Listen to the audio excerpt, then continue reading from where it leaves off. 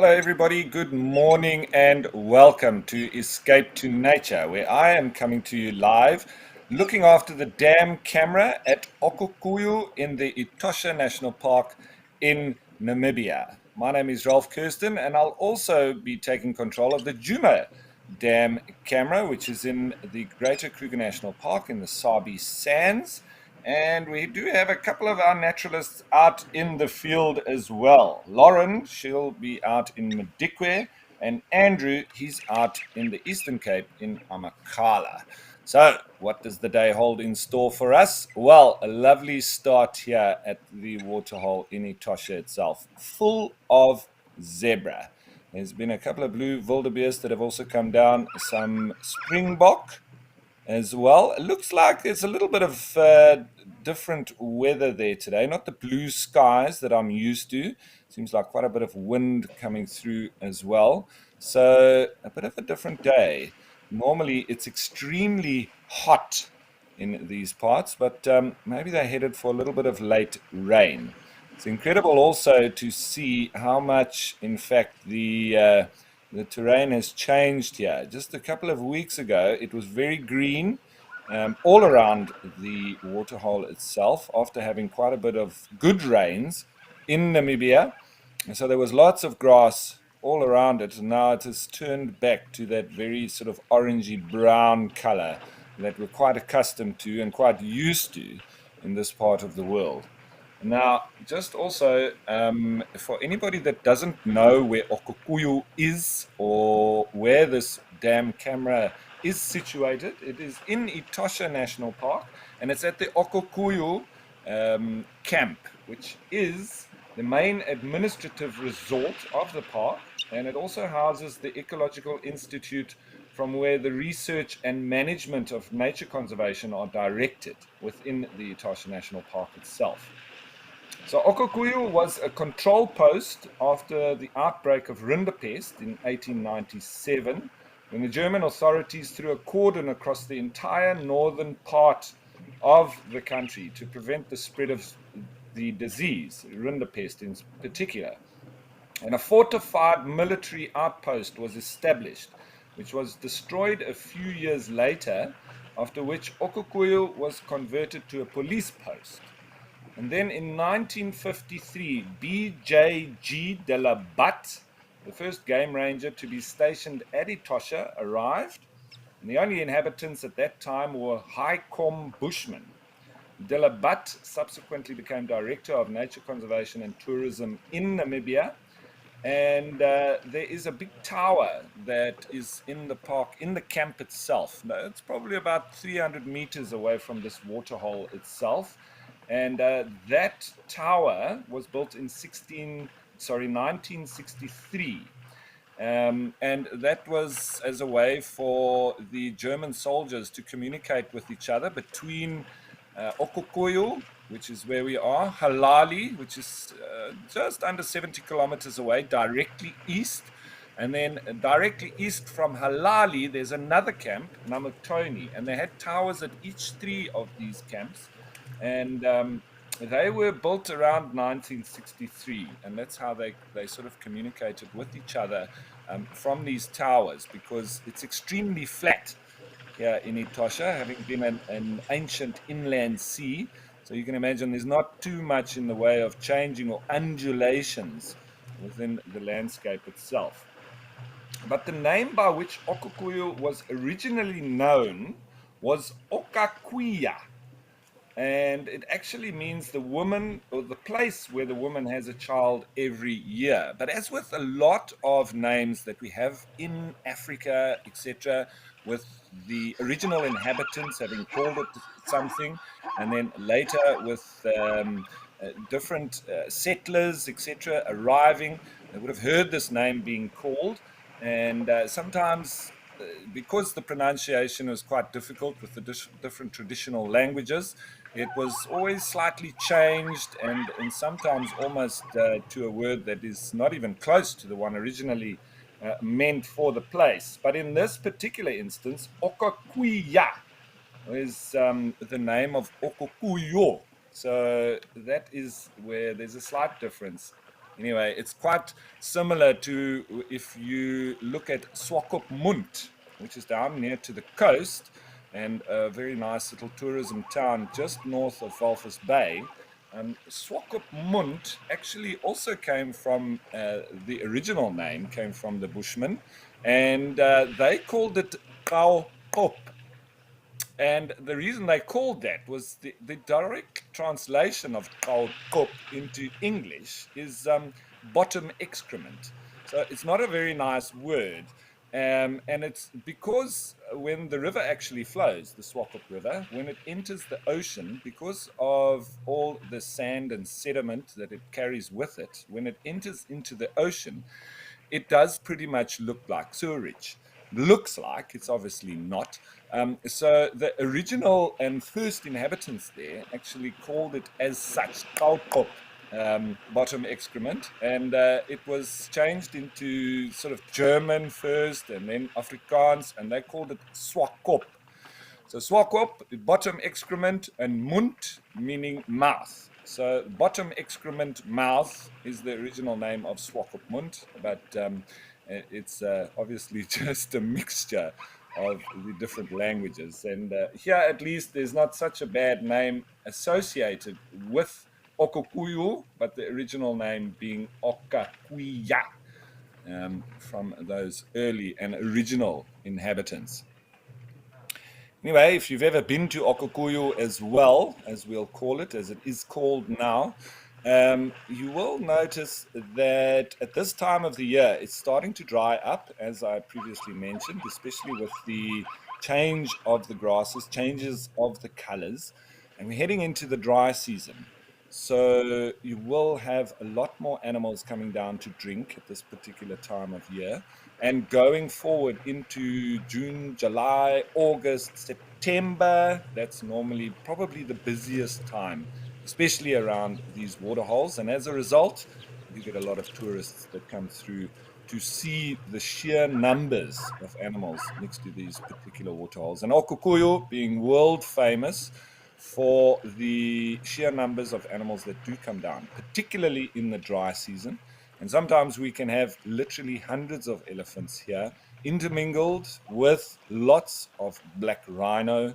The lions of the Ombika Pride, they come up from the Ombika waterhole, as that does tend to dry up a little bit, and the animals start frequenting this particular waterhole, and so the lions follow.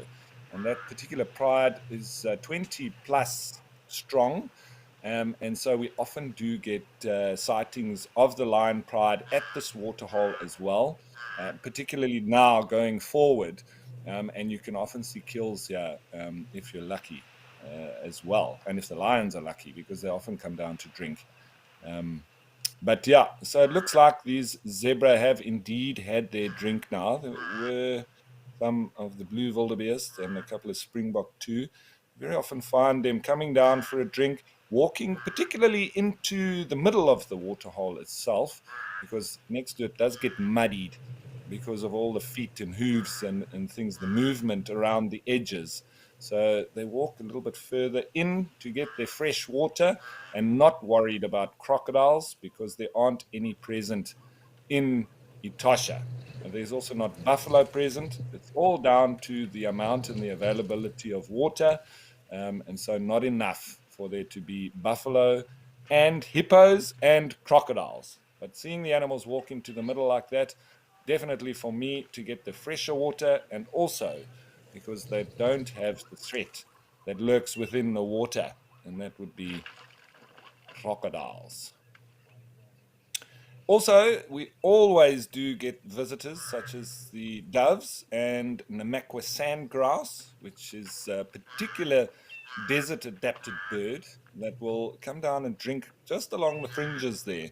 And you can often hear them calling that very clear, particular beep-a-boo, beep-a-boo, beep-a-boo. And it's the males that come down to soak their feathers as well. And the research suggests that they can actually soak up to about 200 milliliters of water within their chest feathers. And then they fly back to the chicks, where they will then strip the water from their feathers and drink like that. So very well adapted to the desert environment. In fact, everything here needs to be, because as you can see in the background there, without this water hole, it is pretty devoid of moisture, water, and so everything needs to adapt to be efficient with water and to survive in a water scarce environment. So this waterhole has also been here for a very, very long time. And so you can see with the amount of trees that are now really very interspersed, there's not many of them at all. There used to be some more where you can see those dead trunks lying on the ground. And that would have been more of the camel thorns that you see in the background there. But with it being a waterhole, they've probably been pushed over by elephants, and lots of movement of animals as well. So lots of trampling and etc. in this particular area, and so that's why you don't really see too much in the way of vegetation. Off in the background there, that's Mopani woodlands, and it does stretch for many, many kilometers towards the west. And that's the direction that this particular camera does look in. It's looking straight west towards the coast. Um, and so you'll often see animals coming from that Mopani woodland off there in the background. They come down to drink, and then they move off to go and feed, because there's not too much in the way of feed next to this water hole. Not anywhere near it, except immediately after the rains for about 2 weeks to, it can go for about 2 months from the time it actually rained, but then it just dies back again. And that's also very important to remember about desert adapted communities. Whenever there is rain, they need to complete their life cycles extremely quickly before they dry out again, before they so whatever pathway that is for the particular species needs to be taken in the shortest period of time, because otherwise they're going to dry out and die before they have successfully regenerated or produced offspring. And the offspring then generally also needs to go into dormancy until the next rains.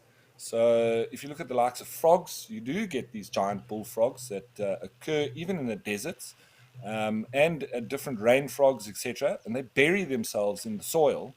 And when it rains, it literally makes it possible for them to exit the little caves that they're in, because it's soft enough. They come out, they need to quickly mate, find a mate, and then, produce eggs, which then potentially need to go into dormancy until the next rain comes. And those adults very often also then go into a state of estivation or hibernation, whether it's summer or winter, and wait for the next. So it's all this centered around the rain, and when there is water, when there is humidity, and to quickly get through your life cycle and then wait it out once more.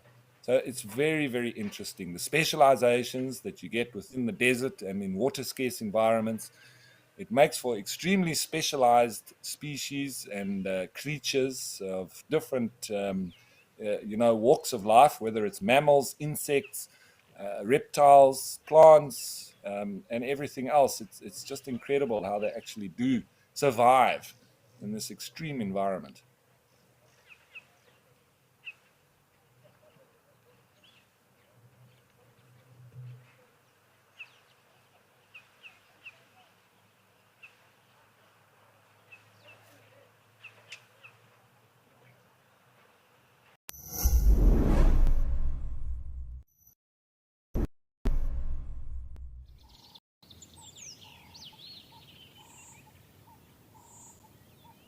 Here on Wild Earth, we're on 25 different platforms globally, and we're looking at each of them to see what is the best mix for the future. Please take 30 seconds of your time to fill in this survey. It will be super helpful for us. The last thing we want is for your viewing habits to be affected. Thanks.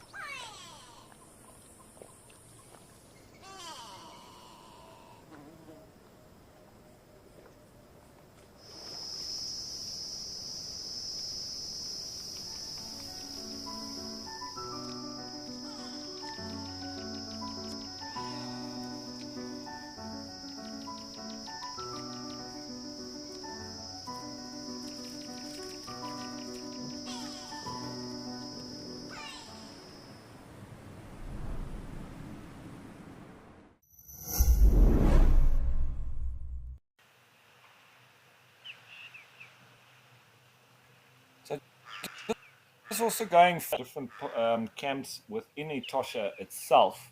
So this here being Okukuyu, or originally being called Okakuya, as the original name. The camp just over 60 kilometers away, nearly 70 kilometers away to the east, is called Halali. And then the last camp called Namutoni. But the second camp, almost in the middle of the sort of tourist area, the word Halali is of German origin and was originally used to signify being brought to bay and river. In Etosha, the word is used with a different connotation, however, and it signifies that within the park's borders, sport, hunting, and needless killing of animals is over. That resort was opened in 1967 and is the newest of the camps in Etosha. It's situated halfway between Okukuyu and Namutoni, and it's got wonderful roads linking all of them. The only hills within the eastern section of Etosha, which can be closely viewed by tourists, are situated in close proximity to the resort. And that's also one of the places that's very good for leopard. On one of these koppies within the resort is a superb viewing place from which to watch animals at the Moringa waterhole. The German soldiers operated a heliograph from the top of one of the nearby Helio Hills to signal their comrades at Fort Namutoni, and the Helio waterhole derives its name from this signal station. So that Helio communication technique was actually a configuration of mirrors. So they used to shine in Morse code or whatever language they needed to use. I'm pretty sure it was Morse. They used to then signal from Halali to Namutoni as well as to Okukuyu. So it was sort of the middle connecting post, and the only area where there is a sort of mountain is Granite Inselbergs, but only in that particular spot. I think it's granite at that particular spot. So it sort of sticks out. It was a perfect place for communication to be sent in both directions. And the last camp on the eastern side, that's Namutoni, and the waterhole in that camp first came to the notice of Europeans as the place where travelers John Anderson and Francis Galton camped at the time that they discovered the Etosha Pan in 1851. From 1897, Namutoni served as a control post during the rinderpest epidemic, as same with Okukuyu. When the epidemic abated, it remained a frontier post which supervised trade with Ovamboland. The fort was built during 1902 and 1903. It was destroyed during 1904 by the Ovambos, but was rebuilt in this when Lieutenant Adolf Fischer took command of the German garrison at Namutoni. He was later to become the first warden of Etosha. Namutoni was originally called, now here you must listen properly, Omajamatinda. Omajamatinda in the Herero language to the strong water coming from a raised place. It's a beautiful fort that was declared a national monument in 1950, and the camp was open to tourists in 1957. So it's a lovely camp, that as well, very much in that sort of fort design. And you can actually stay in the fort itself, and it overlooks the waterhole, which is a natural spring, as described a little bit earlier. So, yeah, those are the three real tourist camps, and the original tourist camps with Etosha itself: Okukuyu, Halali, Namutoni. I have to say that Okukuyu probably the busiest waterhole, floodlit waterhole in the whole park. So this one is the most famous, and this one gets the most visitors. Also being the administrative capital of Etosha, so there's the biggest camp. For me, Halali is my favorite. It's the quietest, and where you get to see leopard and brown hyena, also at the floodlit Moringa waterhole next to the camp. And it's got the least amount of visitors. So for me, it's nice and quiet. In the evenings, you do get honey badgers coming through like soccer yobs, knocking over all the dustbins, and you can get very nice close-up views of them. In the camp itself, in the Mopani trees, I'll give you a little secret for the viewers that are watching. If you ever get to Halali in Etosha, go and talk to the security guards and give them a little tip, a few rand if you can spare it, because they need to spend the entire day walking around the camp making sure that nothing happens. And this is generally when people are sort of relaxing. There's not much going on. It's normally very hot. You give them something to do, they'll find the little owls, Scops owlets, and the pearl-spotted owlets in the Mopani trees around the camp itself. They lie hidden in plain sight, but the security guards have got excellent eyes, and they'll go and find them for you, and you give them a few bob, and they will keep on finding them for you, and then you can get fantastic photos of them within the camp itself. So that's a couple of little tricks there. And then Namatoni, probably the least visited waterhole of all the three camps. However, it's got the best game drives because there's very good water in the area. And it's also the place where you'll see the little Damara Dik Dik. So you go on the drives next to Namatoni. Best to stay mobile when you're at Namatoni and go to all the different waterholes. There's very good leopard sightings. You can even see cheetah as well. Generally between Halali and Namatoni, best placed for cheetah and leopards. Yeah, you also head north of Namatoni, you go to Fisher's Pan, who was one of the people described earlier, one of the first rangers within the park. But just the landscapes and the wildlife mixed with that, it's absolutely spectacular. So a nice mix from the different camps itself. Okukuyu, nice drives, but they're quite long drives, and you often actually see better sightings at this waterhole than you do when you drive out.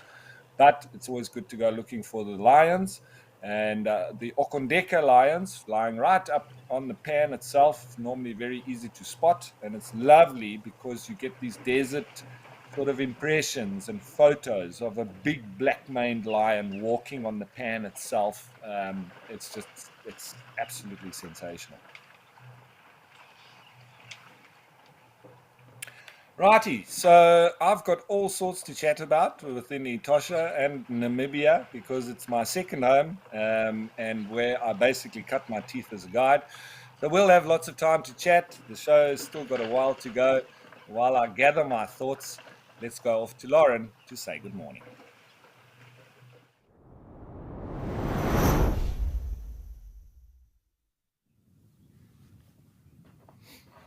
Good morning, good morning. Welcome to a glorious and perfect start to Escape to Nature at Madikwe Game Reserve. We are at Klo Dam. Klo means elephant, and I think it's safe to say that this dam is very much living up to its expectations. We're in the northwest, everyone, and I could not be happier. We have moved to a new lodge. I'll tell you all about it in a moment. But good morning. My name is Lauren. And I do have Rian on camera. The elephants have been rather noisy in the background. But we are now staying at Bush Camp, Madikwe Bush Camp. And it's absolutely incredible. It's a very much off-the-grid experience. And it literally is a bush camp. No electricity, no nothing, you just live in the bush. It's a surreal experience, especially in a reserve like this. Some people like to live off-grid, some people like luxury. It really depends, but it means we're much closer to the northwest, my favorite part of the reserve, as you can see. I'm sure you can see why. And it just gives us a lot more access to come to these areas. In Klo Dam, well, I think I know where all the elephants have been.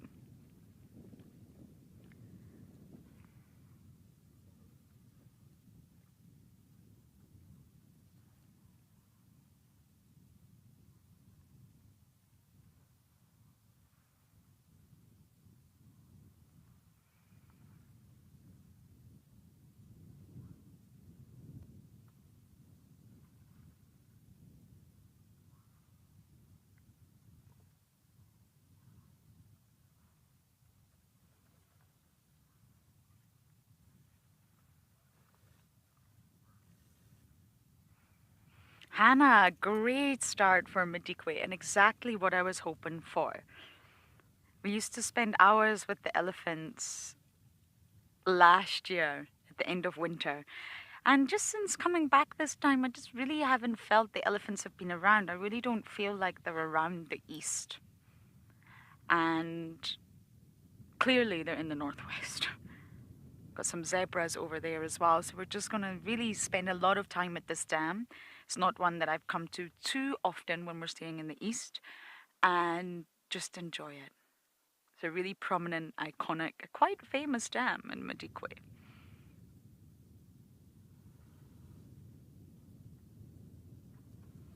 But it's cold. Winter's really creeping in for us all. Sorry, Rihanna, I had my foot on the brake.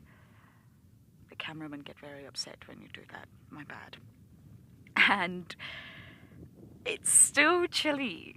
It's warm. Sorry, it's not warm, but it's sunny, if that makes sense. The wind, the nip in the air is still very, very much chilly. Look at this big voice in front of us.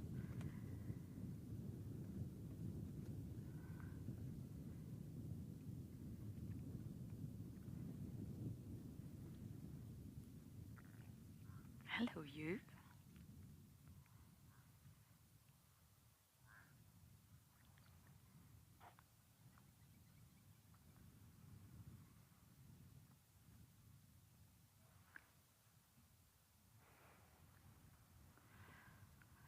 Franz, I love your question, but it's huge.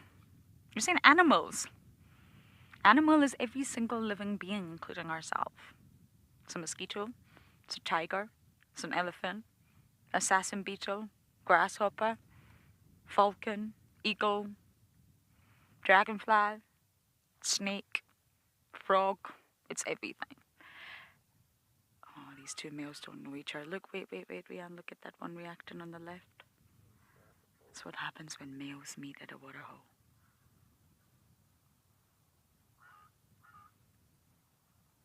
So, I think I'll limit your question, if that's okay, to elephants. Otherwise, we would be here all day. Elephants find water mostly through smell. Their smell is incredible. The trunk is... It has multi-purposes.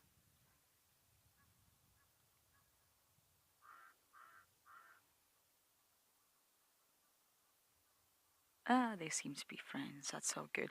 But one of the main purposes is smell. It's packed with 7 olfactory terminals, which are all packed with chemoreceptors. They can detect water from extremely far away, even when it is underground. They can detect the groundwater table and know how to access it, which is incredible. They really, really know how to find water. But they will also have a map of the area. So these elephants are from Madikwe, and they're not territorial. So they will stay within Madikwe, about 75,000 hectares, give or take, and they'll have it mapped out in their mind. They'll know exactly where to get water in summer, where to get water in winter, and this map will be a chemical map. It'll be put together through understanding the landscape through scent. It won't be a visual map that we look at on our phone when we get lost.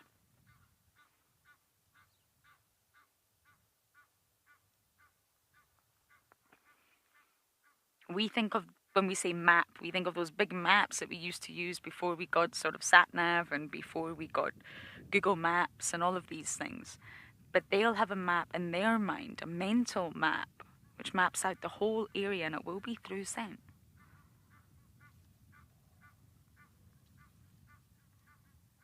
They will understand exactly how to find water.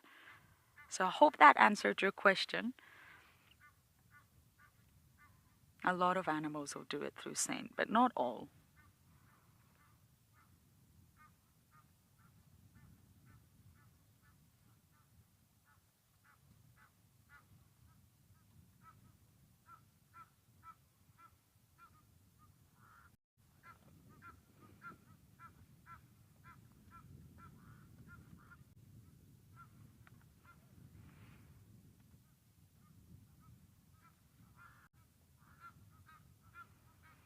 And talking of water, the liquid of life. Let's take a closer look at this liquid in celebration of Earth Week.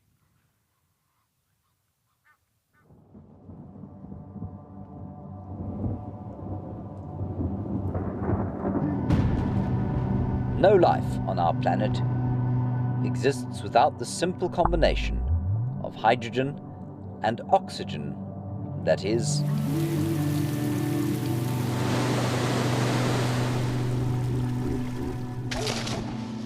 water.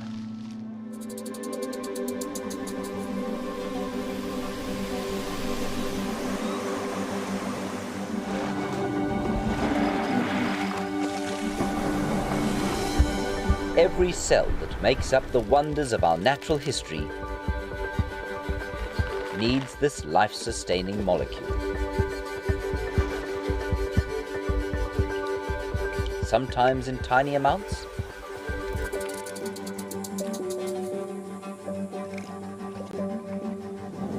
sometimes in torrents.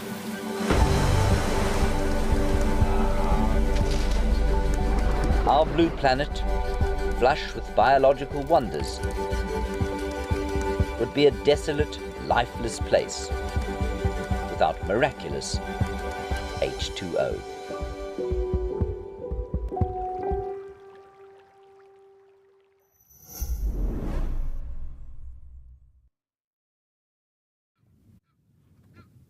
Look who else has come to the waterhole in celebration of Earth Week, the liquid of life.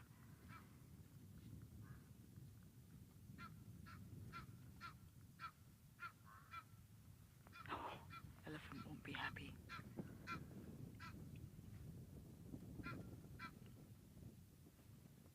Look at that reaction. It's a tiny little jackal.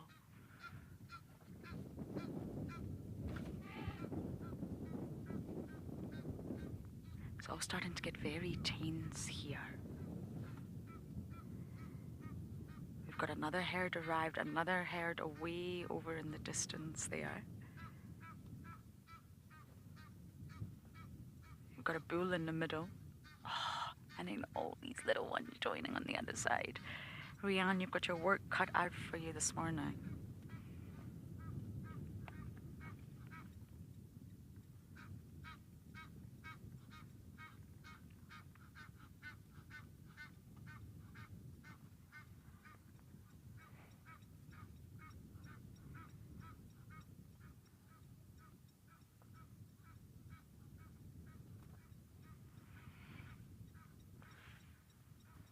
Look at that little one.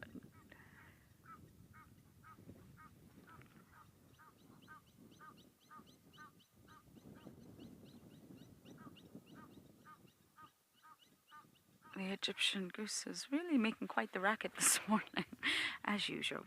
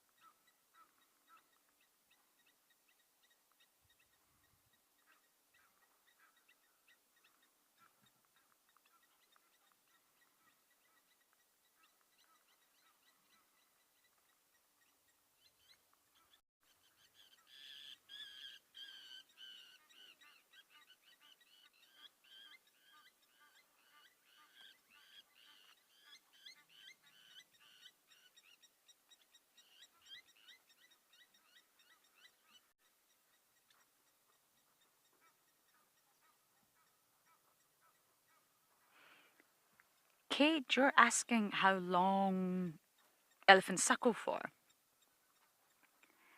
And it's a really prolonged lactation period, and they remain in milk for about 4 years. That's normally the interval of every female for having another calf. So they remain in milk for 4 years, but they will go on to solid foods at about 6 months. So around 6 months, they will start sort of eating the vegetation and grass and all the deliciousness that they can, but still suckle. And of course, over the 4-year period, the female is going to come into estrus again and get pregnant again, and very, very soon that sort of lactation process will diminish and diminish and diminish. So the weaning process really starts about 6 months, but they can suckle up to 4 years, which is a really long time. It's a high level of investment for elephants. I mean, the gestation period is 22 months. That's over double ours. It's a very long time to carry. They really invest in their young, and that's why the gestation period is long, the lactation period is long, and that's why the social structure is so tight. Because, of course, they invest so much in having offspring that they really have to look after their offspring.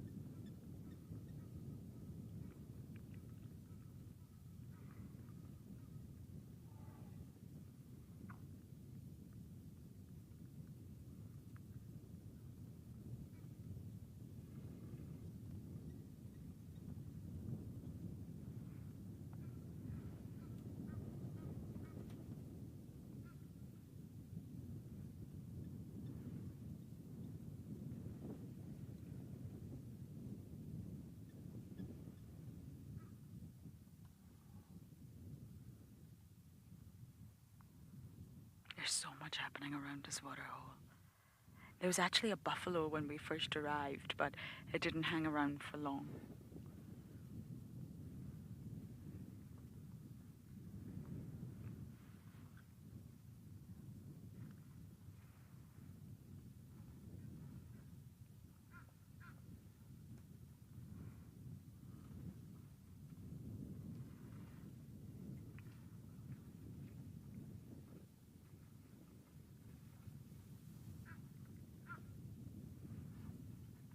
And this dam is actually already receded from when I last saw it in December. Water levels will drop. Pans and puddles and small little natural collections of water will disappear. You will find a lot of things happening around waterholes, like Clos Dam. Big bulls will come face to face, herds will meet, predators will lie in wait, antelopes will be nervous. I can already see a big difference in this dam from when I was here during my last stint.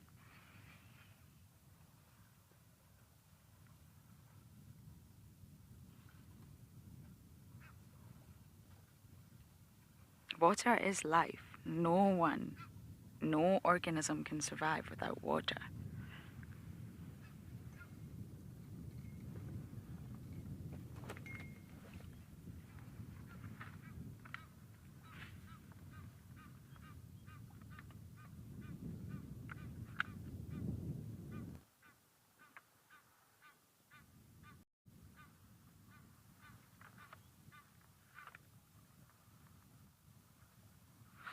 It's actually true that science is yet to find a single organism that does not depend on it. In some way, shape, or form, all life depends on water.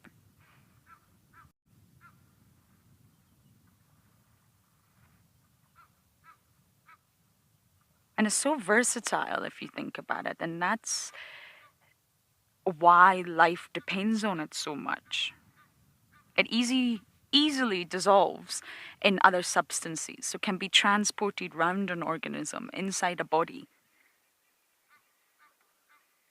It's crucial for life in the body, ensuring that things like proteins and amino acids behave themselves.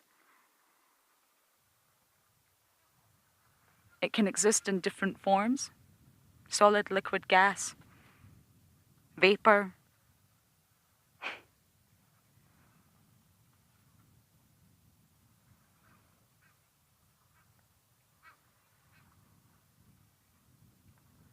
You yourself are actually 2/3 water, if you think about it. The human body is 2/3 water, and you have to top yourself up every day. We all have to drink water to ensure the proper functioning of your body. Some people don't drink enough, some people, like me, drink too much.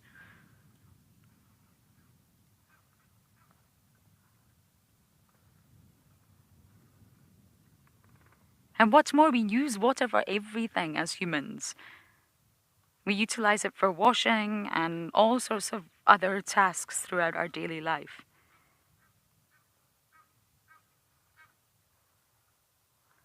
And I believe the figure for the UK, in the UK alone, per capita, the water consumption is 141 litres a day. And that's the equivalent to a decently filled bathtub. That's a lot of water per person, per day. That's obviously in the UK. I'm fully aware that across the world, water is scarce and not everyone has access to water.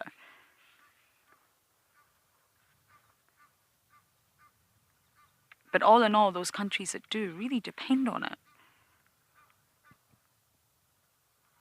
If you think 71% of the Earth's surface is covered in water,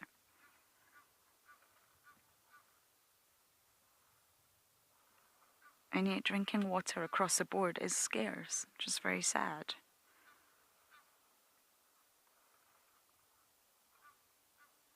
%3 of the water on Earth is actually fresh water. That's a very, very low percentage. And most of that is tied up beneath the penguins' feet in the Antarctic. So there's not much readily available fresh water around the world.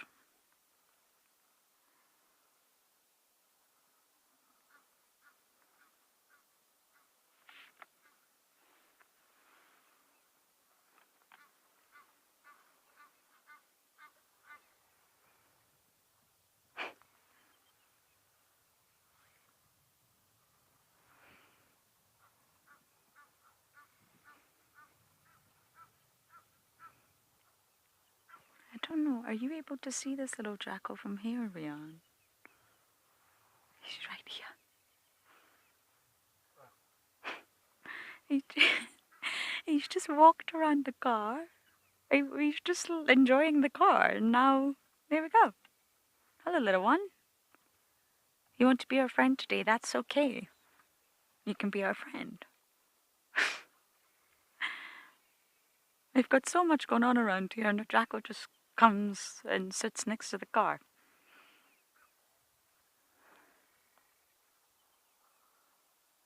He's listening, though. Do you see those ears?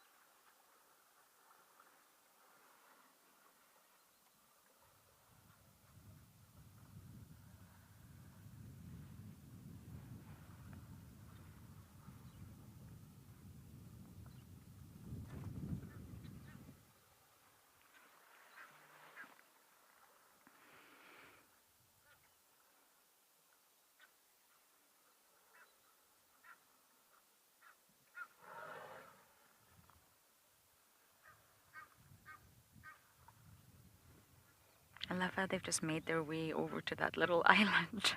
I wonder why. Well, maybe they just fancied an adventure.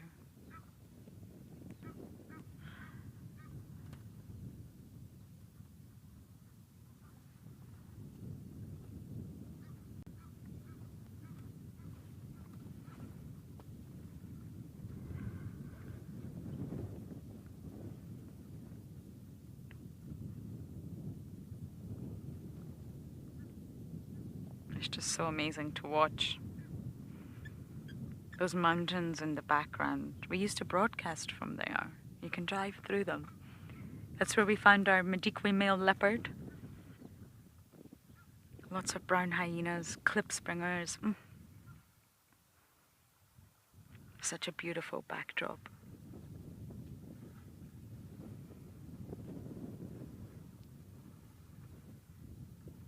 And for those of you who just didn't see that little jackal, I'm going to show you our friend next to the car.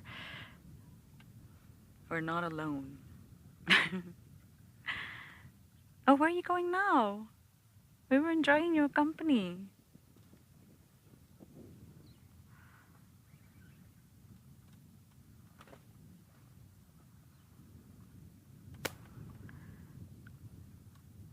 We have zebras. There's a lot of life around this water body.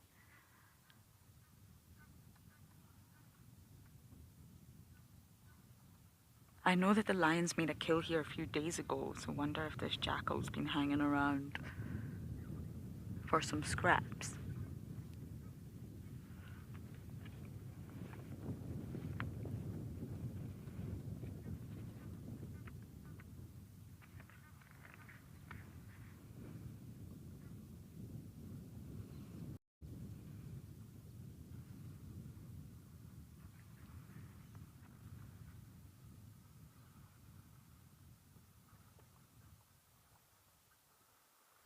There's another elephant herd coming in. There's going to be a lot of elephants here shortly.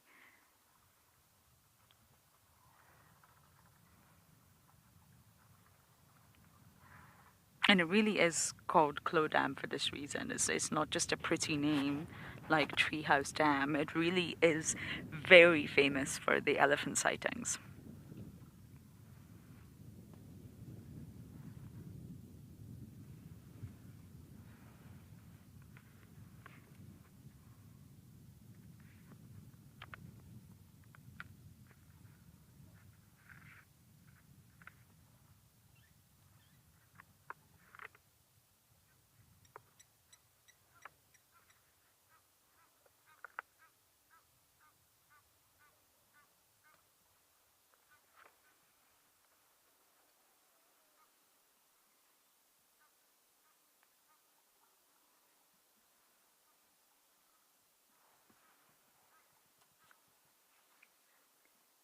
Danny, you're loving the variety of animals. Me too.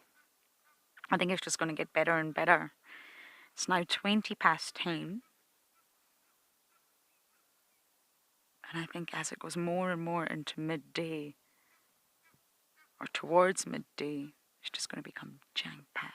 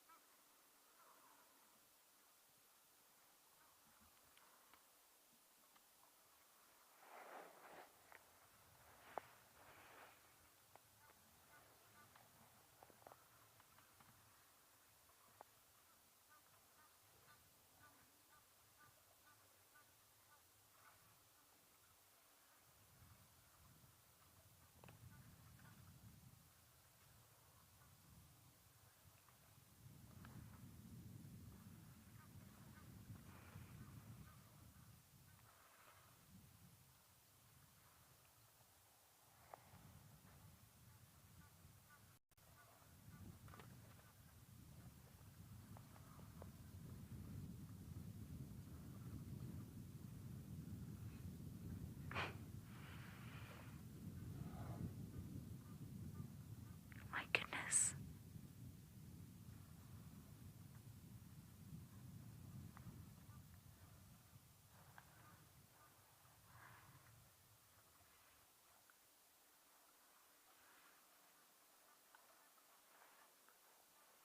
Well, that was a little bit unexpected and sadly not successful.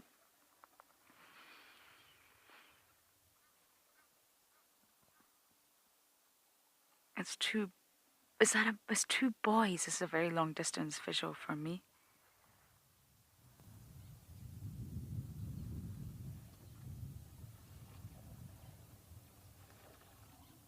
It's two boys.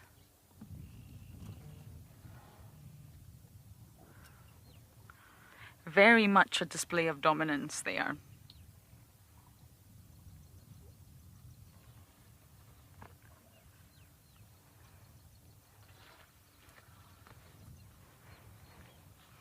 which seems strange to humans, but it's very much how it works in the elephant realm.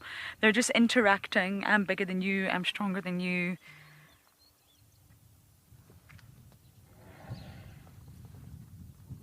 They're still young, so it's very much in the age of exploration for these boys.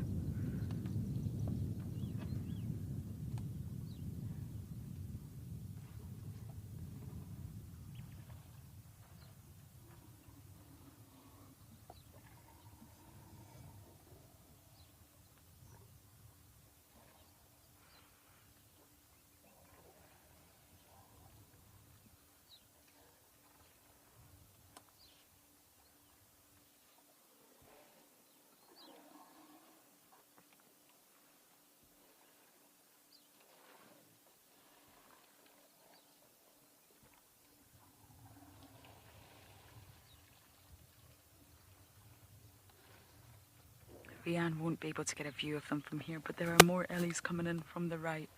Wow. Look at these two.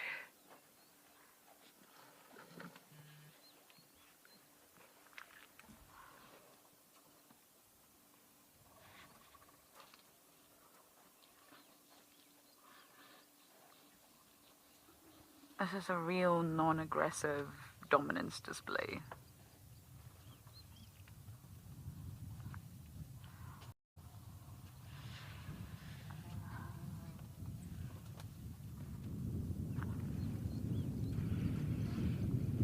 Figuring things out, learning how to navigate life.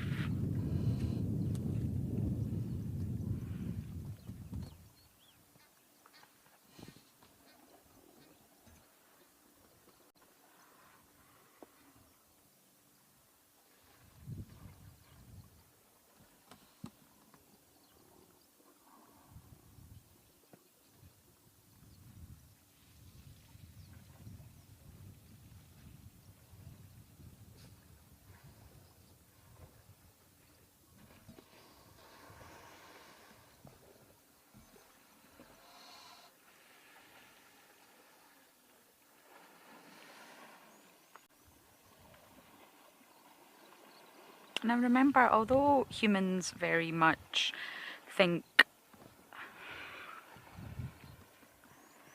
that same-sex relations sort of means homosexual, but remember, in the animal kingdom, gender doesn't exist. They have the sexes, a male and female, of course, and sometimes you have hermaphrodites in different species, but the acts of an animal doesn't necessarily reflect the human realm and all the wonderful different terms we have nowadays. It's a very diverse world, which is great. But for animals, when you see them behaving like this, it doesn't always necessarily mean a sexual nature. It can be courtship, of course, but it can be sexual, of course, but it can also be pair bonding. It can also be dominance. It can also be learning. It can also be play. So although it's difficult for us to sometimes get our head around that, because our perceptions are very much based on the human world, because we're humans, you have to remember that that's not really applicable to the animal kingdom. And the word gender is very much a social society term. It's not applicable to say that's the animal's gender. It's actually very incorrect to say that. When you talk about male and female in the animal kingdom, you say sex. And these young boys are very young. They will have to learn how to mate, how to climb on a cow's back. They will have to learn. They will get excited. They will be going through hormonal changes. So although it does look very bizarre to us sometimes, we have to remember that the lines are not quite as strict as we in the human world would perceive them in the animal kingdom.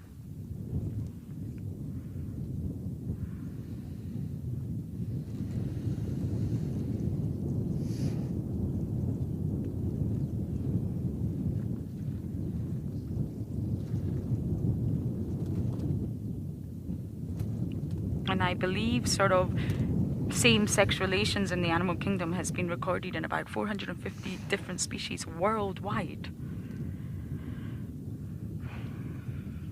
And that's a lot.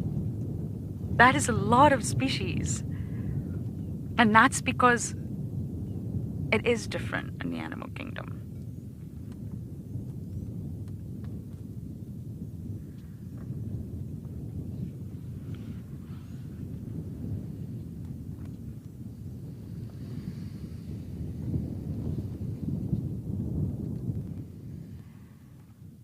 And remember, sort of homosexual behavior, if you like, doesn't necessarily mean mating. That wasn't mating. But it was definitely male-on-male behavior, and it's quite common in elephants. It's been seen in lions, many different species.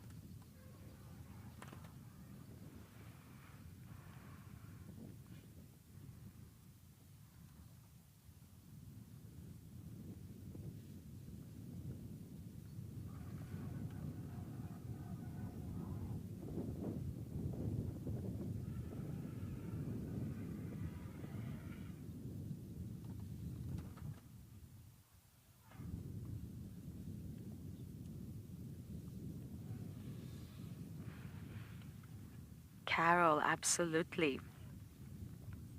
Always fascinating watching animals interact like this.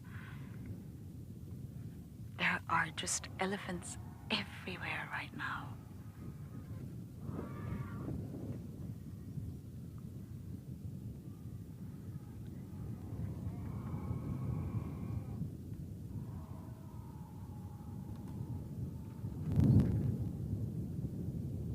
You can see the token wildebeest as well. Always a token wildebeest.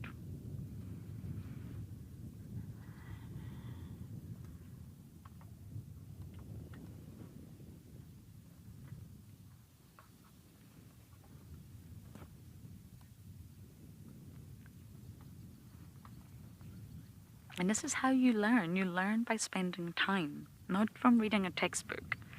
Get the ABCs from the textbook, but really how you learn about animals in the natural world is by spending time.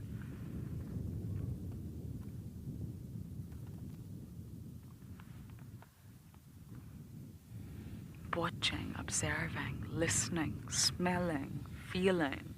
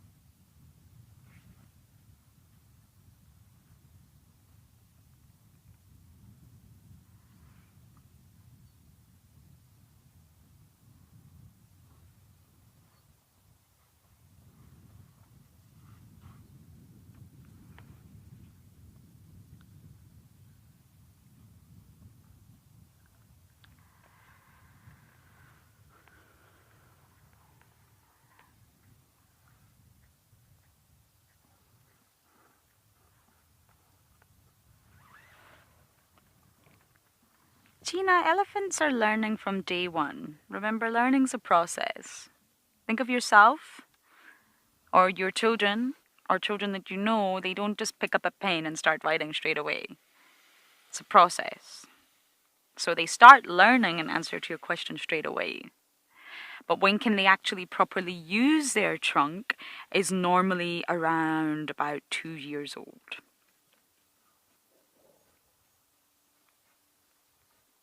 Properly. But they start really picking up things and grasping things at about 6 months. But it's a process. They've really got to be able to sort of learn all the multiple different purposes of this trunk. Smell, pull up water like a straw, grasp, pull grass, communications, comfort, snorkeling. Has a lot of purposes. So sorry, I think I meant to say 1 year. Sorry, not 2. That's when the tusks come through. Apologies. 1 year properly. But they'll start using it way before then. But there's a lot of muscles to handle, a lot of coordination.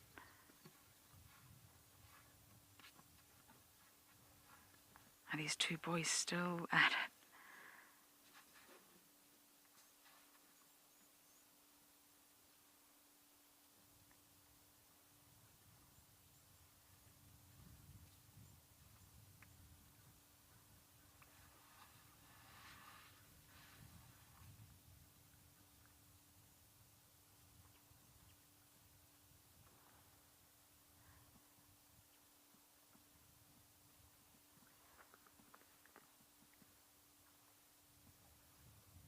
If you think about the human body, we only have 639 muscles. Doesn't sound like a lot, does it?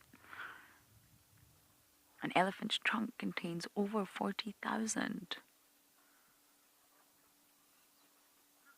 So it takes a while to learn how to use that.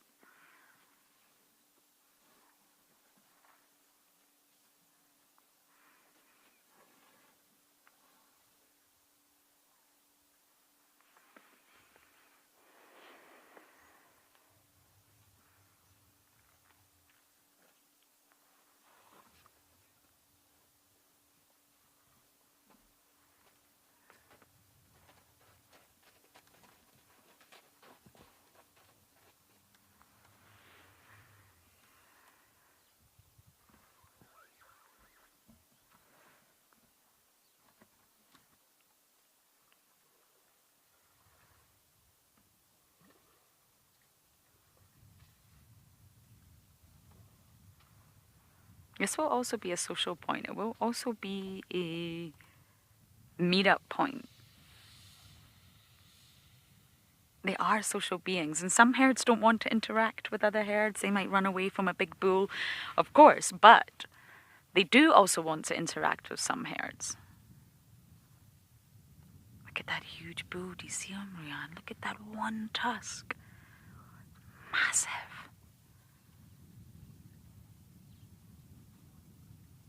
He's lost his right tusk. There's a big bull.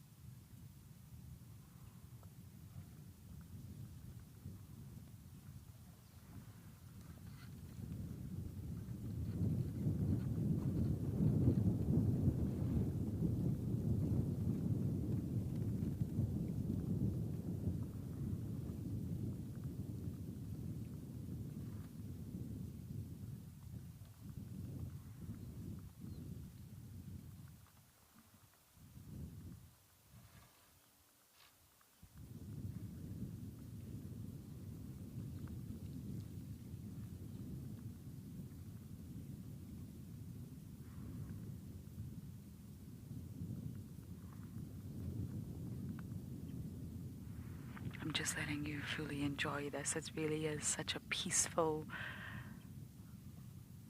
gorgeous scene. We've been very lucky this morning.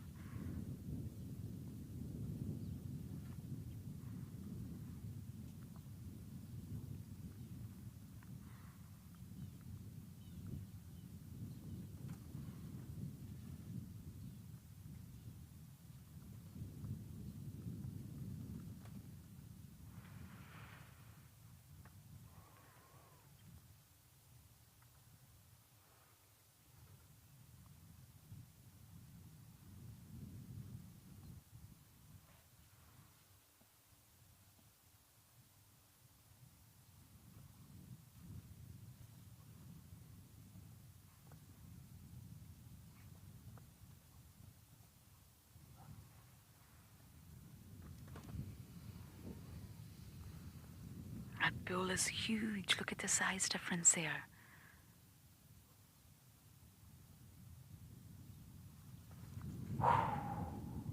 It's a really nice comparison of how much bigger the bulls are. These dominant older bulls.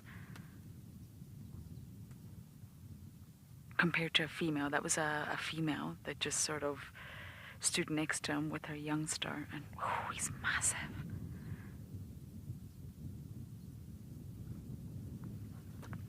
His leg looks really dark on the inside, which could suggest dribbling. I'm just getting my binos out. Yeah, he's dribbling heavily. He's in must. But he's older, so you can see that he's much calmer because he's learned how to handle must. He's not crazy like these young teenagers. He's a gentleman. Just like a woman learns how to understand her periods a bit better. It's a confusing time when you're a teenager, but as you get older, you may not enjoy it, but you start to understand it and you can cope with it. It's exactly the same. These older bulls really do just learn how to take must in their swagger. But he's definitely in must. He's dribbling heavily.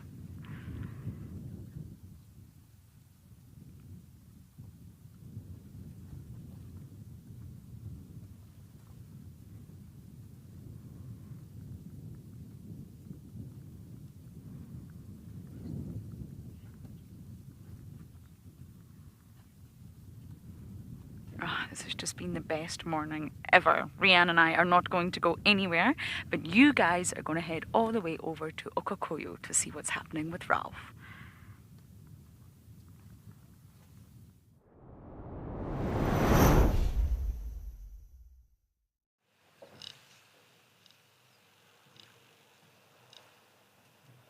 So, still here at the Okokoyo waterhole. Seeing a lot of animals coming and going. There was a gap where there was pretty much no animals at the waterhole, and now quite a few more zebras coming down, springbok pulling in, as well as the blue wildebeest.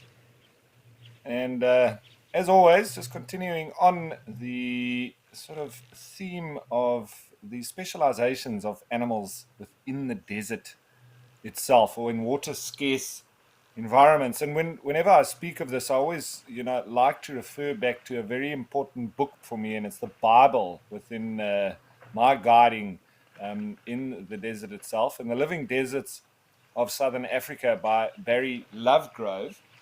And there's one particular subject that he touches on, and it's called the water, or the currency of life. And life on Earth evolved in water, and today no organism can live without it. In deserts, water is the currency of life. I really like that. It is scarce, difficult to obtain regularly, and disappears rapidly after episodic rainfall. Successful desert organisms are those which are able to maintain, like a bank balance, a healthy water balance. The amount of water entering the organism must be more than or equal to the amount leaving it. If this is not the case, and the amount of water leaving the organism is consistently more than the amount entering it, then the organism will dry out and eventually die. In the course of evolution, the threat of dehydration posed a constant challenge to aquatic creatures as they began to emerge from their ancient watery habitats and colonize the uncrowded expanses of dry land. The challenge is no different today. For creatures ill-equipped to deal with the problems, such as naked man, death by dehydration is stunningly fast in the desert. Why is a healthy balance between water gain and loss so important? It is crucial for most organisms to maintain a constant environment within their bodies if they are to function efficiently. Constancy may apply to temperature, to pressure, or, most importantly, to the concentration of the blood and other bodily fluids. And in this category, it's the balance between water gain and loss that determines the constancy. Whereas some creatures, notably insects, amphibians, and reptiles, may readily abandon attempts to maintain a constant body temperature, it's rare for terrestrial species to forego completely the constancy of their body fluid concentration. To do so would result in irreparable tissue damage or in a potentially fatal biochemical imbalance caused by large osmotic gradients. Thus, the ultimate challenge to animals of desert regions in particular is to maintain a constant concentration of the blood and other bodily fluids. But what does this actually mean? All the body fluids, including blood, carry in suspension countless ions and molecules, and it's the ratio of these ions to the fluid's water volume, the body fluid concentration, which is measured in milliosmoles, that must remain more or less constant. In the face of the incessant drying forces of the desert air, organisms has to prevent their body fluid concentration from spiraling to fatally high levels in response to water losses. Mammals can tolerate a loss of about 10% of their body water before the concentration becomes too high and the animal gets into trouble. Other animal groups fare better by having a higher tolerance, but ultimately all have a desired optimum concentration of their bodily fluids. Nor is it only animals that have to maintain a healthy water balance. Although desert lichens and some temporary pond plants easily tolerate complete desiccation for long periods, plants in general simply cannot photosynthesize if their water content drops too low. When this happens, they can no longer maintain their metabolic processes and they die. An additional problem faced by many desert plants and animals that is they require water, often in large amounts, to keep cool. The cooling effect provided by the evaporation of water from a moist body surface remains the most reliable mechanism for keeping body temperatures within life-sustaining limits. The lifestyles of many desert organisms are therefore often a compromise between keeping cool and maintaining a favorable water balance. So then they go on to investigate the remarkable variety of adaptations which enable plants and animals to manage their water balance accounts, maximizing gains and minimizing losses. As such, it also introduces the most important adaptations for a desert existence, those concerning the currency of life. And the ability to survive without ever having to drink freestanding water is possibly the single most important characteristic of a true desert dweller. Other species, such as giraffe in the Etosha National Park, can exist in deserts, but must drink regularly to survive. So it's just interesting to note all of this around the life in a water scarce environment. And with all of those, the bank balance of nature requirements, even the likes of springbok, which don't need to drink water in their entire life, obviously they will take up water because when it's available, because it will make life much easier for them and the stress on their body becomes less. So they do then still frequent these positions and drink when it's available.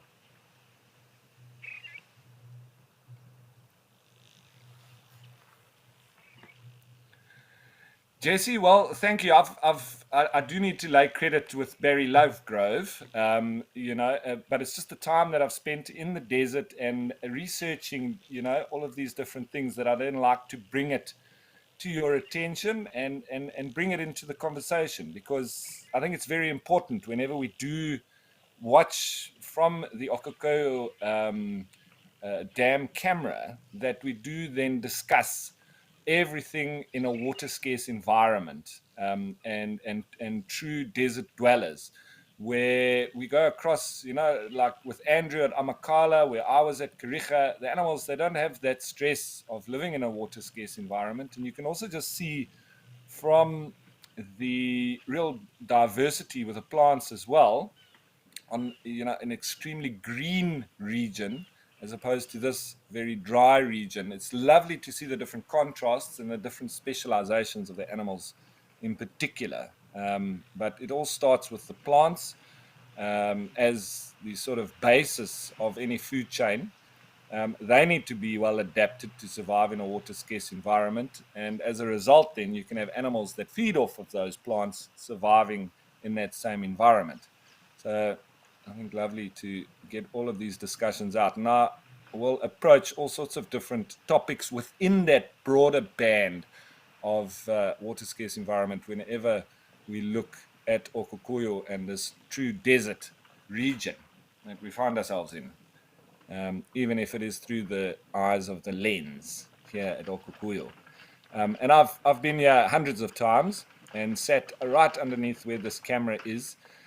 Previously, it used to be just next to it a camel thorn tree, and there was a massive nest. The sociable weavers would nest in that tree. But I was back about 2 months ago, and I was in this spot right here, and it seems like that tree has fallen down as a result of the weight of the largest nest builders in the world, the sociable weavers. And the nest, especially when it gets wet, and I know that there was a lot of rain in Namibia and in Etosha, and I think it probably fell down as a result of the increased weight after the rains. And so those particular birds have moved off and started another nest elsewhere. But it is a bit sad because in all the years that I went to Etosha, there was always that massive sociable weaver's nest right above the information board right now. And it was always lovely because you were reading information on desert adapted creatures and animals that would visit the waterhole here, etc., as they do in all national parks, just a little bit of info on the board. But the birds were right there chitter-chattering all the time and flying in and out of their nests while you were busy looking at the information on the board. So I thought it was a lovely information board with live animals moving in and out. But sadly, they grew too big for themselves and the tree obviously fell over. And this often happens because the nest just gets bigger and bigger. The tree can't hold it anymore. So yes, the largest nest builders in the world, but some of the, they're very small little birds, but they just live in community and all work towards the greater betterment of the group. And they also do have to have some specializations because in the desert, being such a small little bird, they do difficult at night when it gets very cold to stay warm. It requires an immense amount of energy to shiver and stay warm. So this huge grassy structure that they build, they eat others' heat, and so they don't need to spend the night shivering, and hence why you find them from first light. They're busy, and they're building on the nest, they're feeding, they're all around the camp, they're all over the place. So they don't need to then waste energy on shivering, keeping warm. They save that for their daily routine. And they are extremely busy little birds, I can tell you that.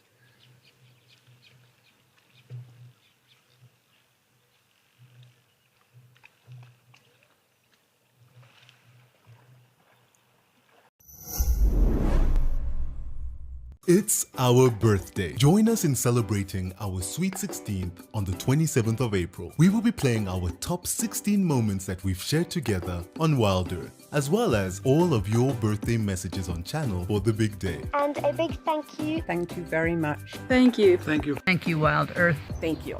Thank you, guys. Tune in and get ready to blow out the candle with us. It's Wild Earth's sweetest birthday bash yet.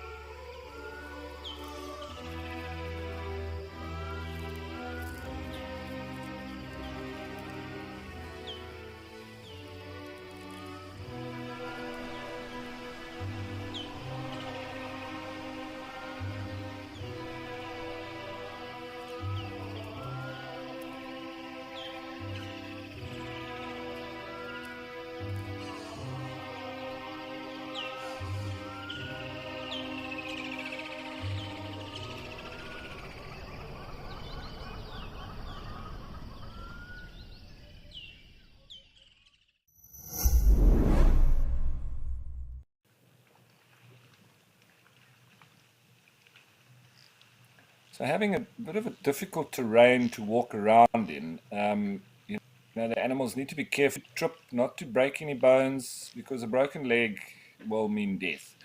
So they often, as they do in other parts, in other national parks, other wilderness areas, a lot of the animals follow on the elephant paths. And there's a very particular one here that I'm just going to on the right.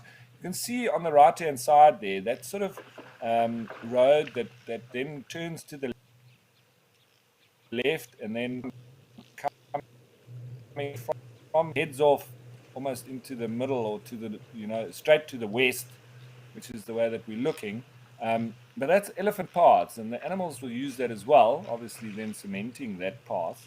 But it's very important for them to have these paths in this particular terrain. When they just run over the rocks, they can very easily damage themselves, hurt their legs, or, you know, even break bones. So very important for them to use it. And I often also spot jackals lying in that particular path itself. There's a lot of elephant dung, and then they often go and lie in there. It's lovely and soft, makes for a nice bed. But let's have a look at these Gamsabok or Gemsbok or Oryx Gazella coming in for a drink. I'll try and get in a little bit closer there. And the one closest to us doesn't seem to mind. I don't think there's been as much activity here as there has on the other side in terms of getting some of the fresher water. Those ones on the other side heading towards the middle, getting that nice clean fresh water. It's not all muddied up. Elephants, obviously being a little bit more intelligent than the rest of the animals, they normally come right here onto the other side of the water where, because this waterhole is topped up artificially, and so the water then, the fresh, real fresh water dribbles in just where this last springbok is, over there. That's where it comes in. So, and we also saw it when we had the Mashatu waterhole. The elephants always go there where that fresh water is coming in. I think they appreciate the taste, and they know from previous experience where that better water is going to be coming. So they always access those spots. I think that springbok probably just there by chance. Maybe not. Maybe he's an excessively intelligent springbok and sets himself apart from the rest by having a little bit more knowledge about where to drink. But I think that's speculation. I think it's probably more random and by chance. But look at those oryx going for a swim. Generally, this time of day, even in Etosha now, sort of heading into winter, doesn't matter. It will be probably late 20s, heading into the early 30s. I did see that, you know, there's some clouds around. There's a little bit of wind, normally coming through from the east, but it doesn't matter. It's still normally pretty warm, even as we go into winter. Even in full winter, it can be minus degrees in the early morning and you know, during the night. But then it will get up into late 20s, even in the middle of winter, in the heat of the day. But this part of the desert itself does hold the temperature a little bit better at night because there's more rocks which hold heat better than in the south, where there's only sand and you have a lot of dissipating of that heat during the night. And as we know, generally in deserts, you can hit freezing temperatures, sometimes even going up to minus 10 at night. Oh, a little bit of action with the oryx. But so the heat isn't held as well in the south as it is here in the north. So a little bit of action, but it's normally just as a result of one of the other animals getting a fright of something, and then they all follow that. It's important for them because the lions do often visit here, so it's good for them to be on their toes. Anyway, I think it's time to head over to Andrews in Amakhala. I hope he's also on his toes.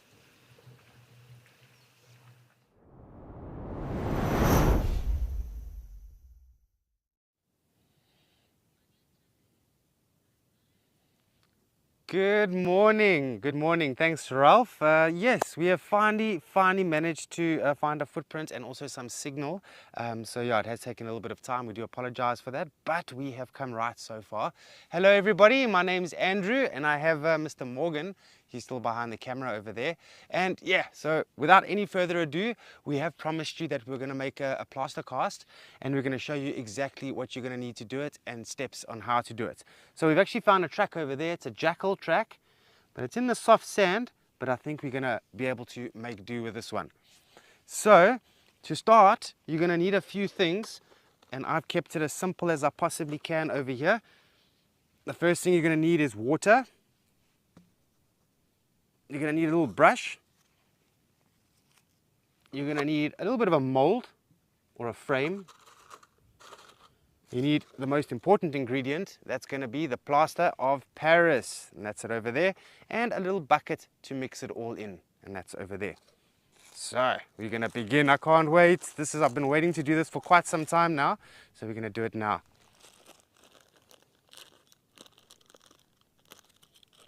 All right, let's get cracking. Okay, so yeah, your boxes, they come in with a portion already. Just pour the entire portion inside. Let me move that brush out the way. You pour the entire portion inside your little bucket. Now remember, don't grab any bucket. Ask your parents which bucket is a good one to use. You can use an old yogurt container, anything like that. You can also cut a bucket out of a water bottle like we did. Okay, should do. Danny, you found this exciting. You and me both. Can't wait, can't wait. Now, don't want that plastic in there, and we don't want to litter, so shove that back in the pocket. Also, kids, just bear in mind, and adults, if you want to make this as well, bear in mind that you might get some of the stuff on your clothes, and you don't want that to happen because it is plaster of Paris.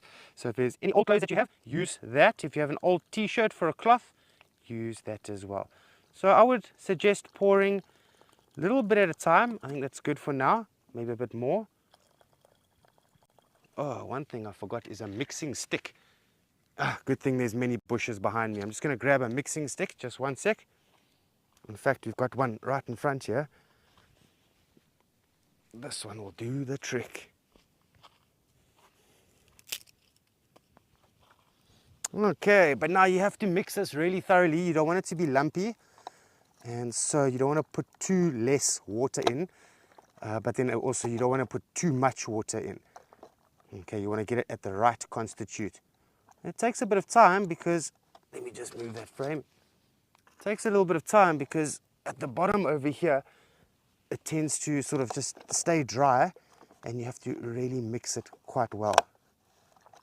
And this is so fun, playing with plaster of Paris. I remember when I was a little kid, and my friend broke his arm, and he had this plaster of Paris on his arm, and we drew pictures on it and all sorts of things like that.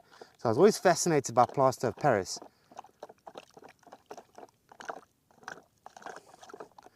Okay, it feels like it's almost there.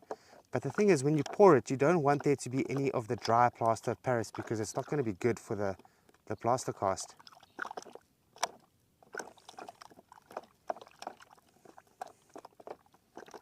Okay, sorry Chulu, you might just need to repeat that one. Almost there now. A little bit more. I just remember, whoopsie.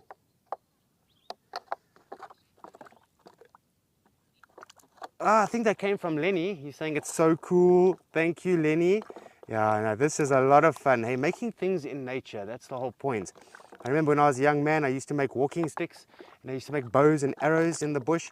I mean, just to go into the bush and grab things and make things from it, that is cool. Okay, so I just want to show you. You can see it's starting to set a little bit. Let me bring it forward a bit. Sort of starting to set a little bit in here. I can feel the constitution is just perfect. I've got it 100% on the mark there. No lumps at the bottom. Okay, so you saw how I did that. Very simple. I think we are ready to pour it in. Now, let's keep that stick just in case you need it. Yeah, boy. So we are doing this jackal track. I know you probably can't see definition too well, but that's when I pull it off and I show it to you. You're going to see all the definition you need. All right, Morgan, ready to place it on?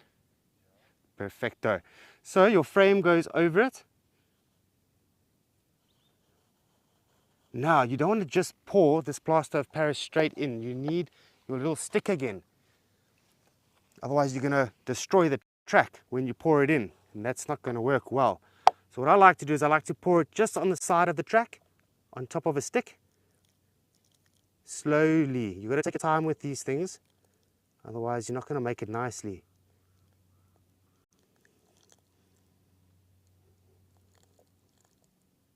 Okay, just got to do it very slowly. And you want to put quite a bit of this stuff in so that your cast is thick. The thicker it is, the stronger it's going to be. If it's thin, it's going to break very easily. This is working well. No lumps. Now, I don't want to make it too thick because I want it to dry today.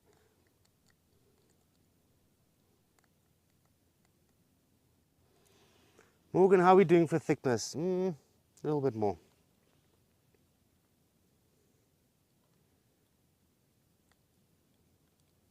What's also quite a handy thing to have, and I don't have it with me at the moment, is hairspray.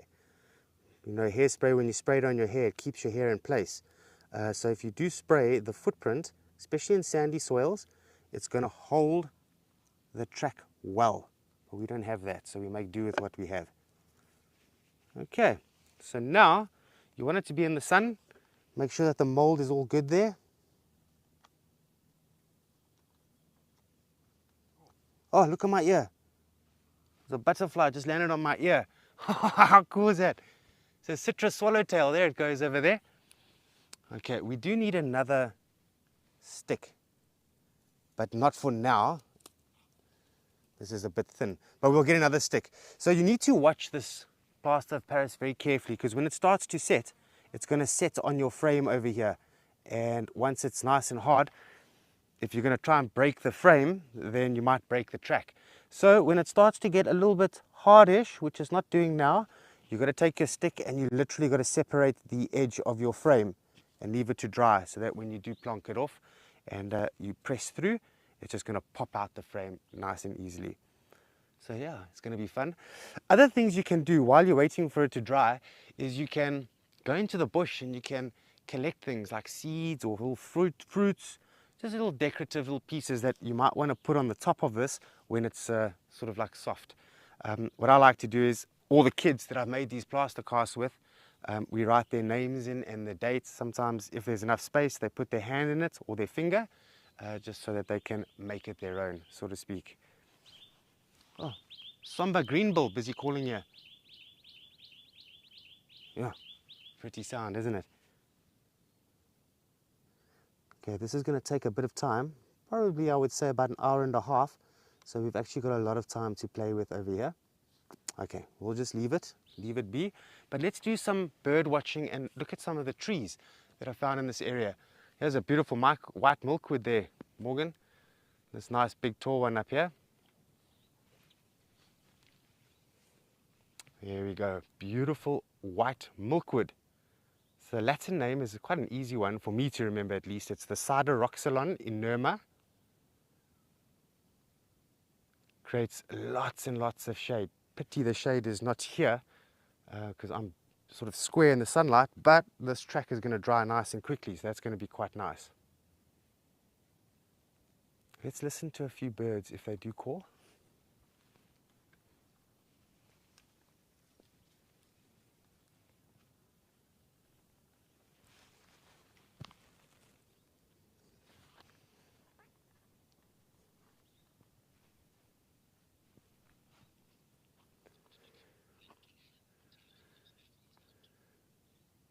Okay, birds seem to have just quietened down for the moment, but I think let's go over to Lauren in the meantime while we wait for this track to dry, and can't wait to show you the result.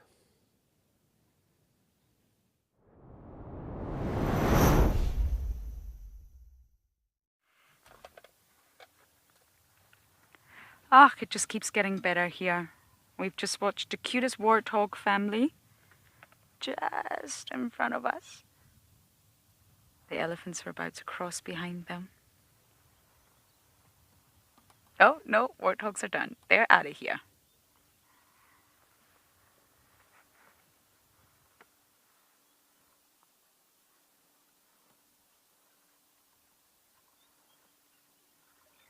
And that's that big bull also standing there. You'll see him in just a moment.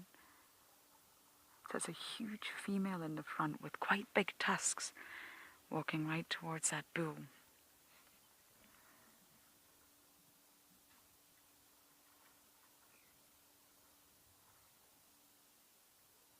Look at that youngster.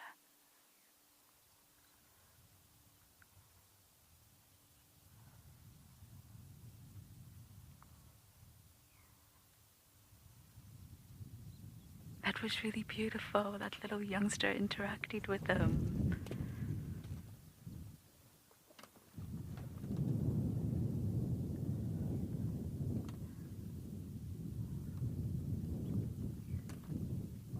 What a really, really lovely bull.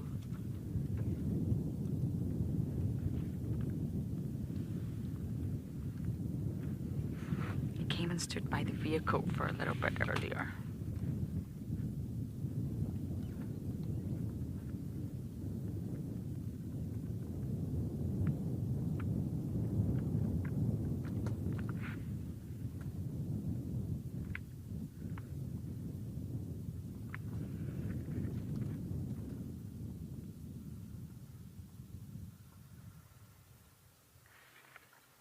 And you know, the elephants always come to this specific part of the dam, and they come here because fresh water is being pumped.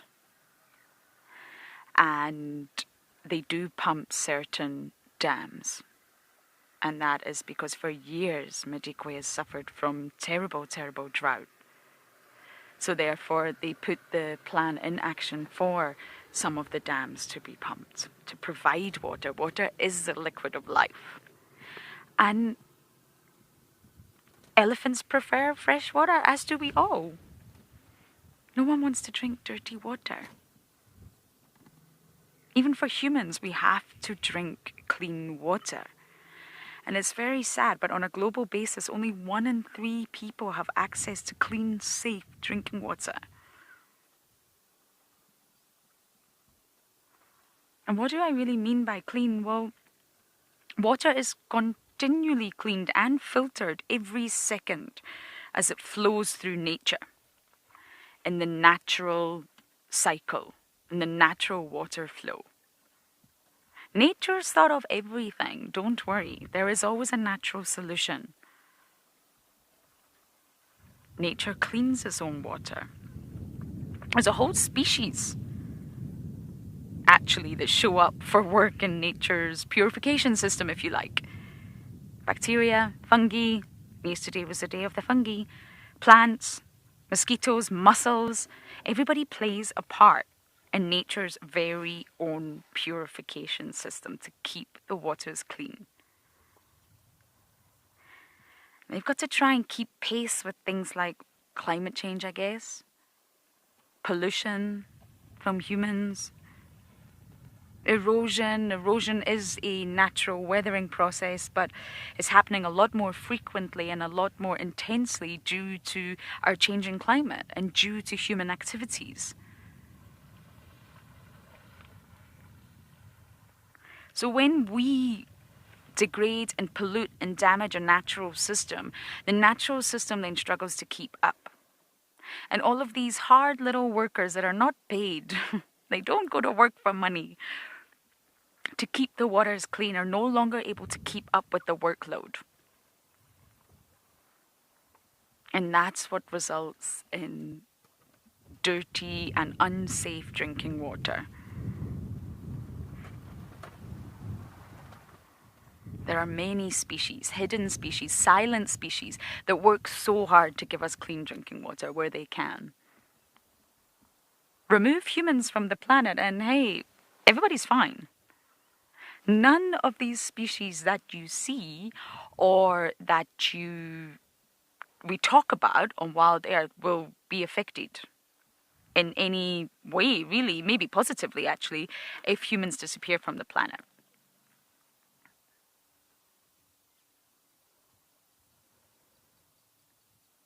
Nature's got its own system on the go.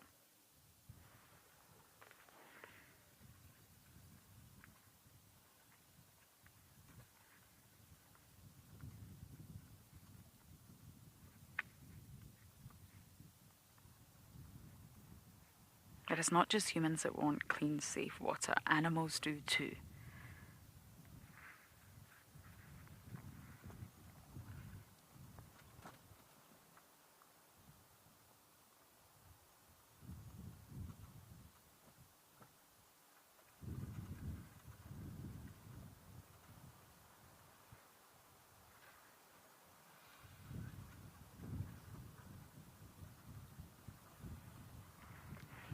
In a single mussel, I think, in Norway. I believe it used to be called the freshwater pearl mussel, but I think they've changed it because it's so integral to the water filtration and purification system. By filtering the water, it's about between 40 and 50 litres per day that they work through, that they can clean and purify from filthy and unsafe to completely drinkable. Instead of mussel, one mussel can get up to 50 litres of water per day. But they were being hunted, they were being fished, by humans because of the name freshwater pearl mussel. Humans wanted the pearl, right? And I do believe that they did produce pearls, but not always. You have to actually fish for it, then open it, which kills it. And apparently you only find a pearl in every 1 in 1,000, which is devastating. So I do believe the government has changed the name so that people don't think, pearl, we're going to kill them. It's not called the freshwater pearl mussel, but I really can't remember the new name, apologies. But it is a mussel. And they clean, and we overfish them for a pearl. That's crazy. Pearls are beautiful, yes, but you can get synthetic ones that look just as good. Why do we need to kill the one animal that is actually purifying our water for free? Don't need chemicals, don't need technology, don't need equipment. It's doing it. And we're fishing them to get a pearl from 1 in every 1,000. That just blows my mind.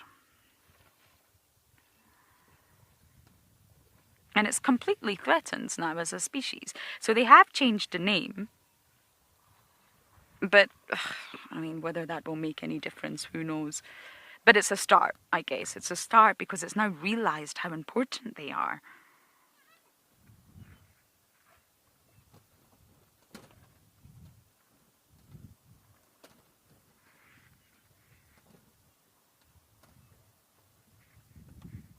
Stems back from the Middle Ages, our desire for pearls, our want for pearls, our greed for pearls.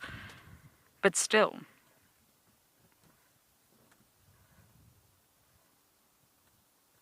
and if I'm not wrong, I'm sure these species of mussels can actually live up to 300 years. Whew, that's pretty old. 300 years working tirelessly to purify our waters, or the natural world's waters, which we utilize, Terrible phrasing there.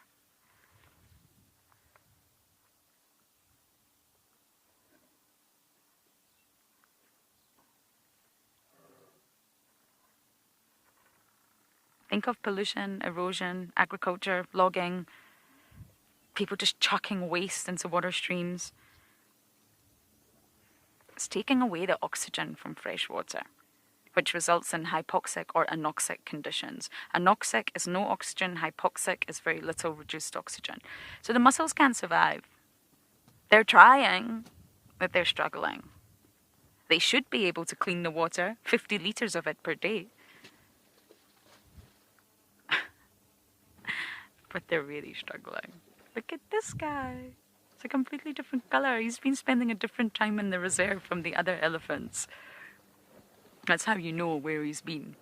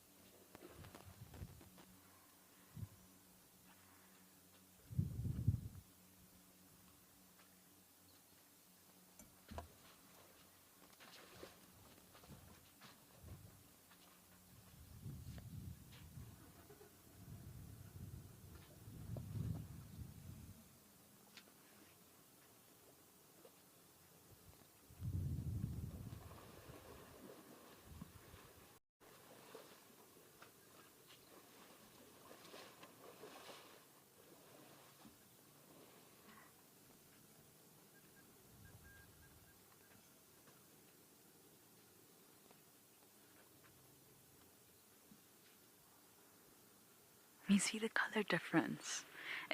There are not different colors. They are African elephants, but he's been spending time in different parts of the reserve. You've been spending time in the northwest, I think, boy. Yes, you have. I can tell.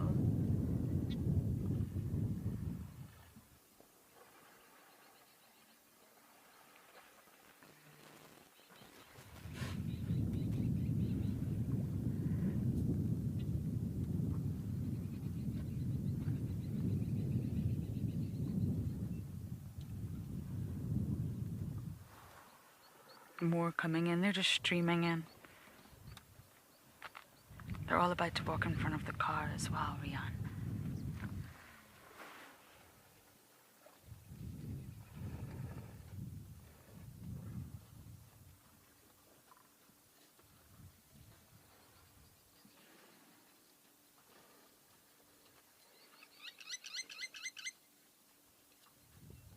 Excuse our little aerial.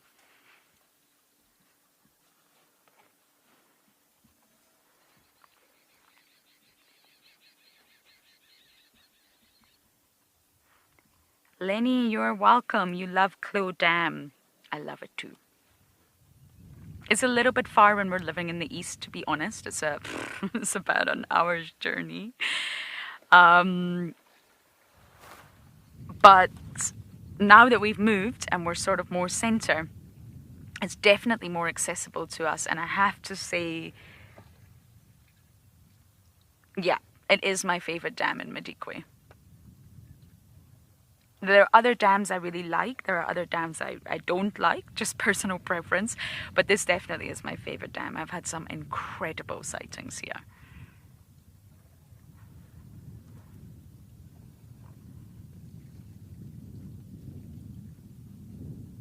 So you are so welcome. We will try and spend as much time here over the next sort of 10 days or so as we can.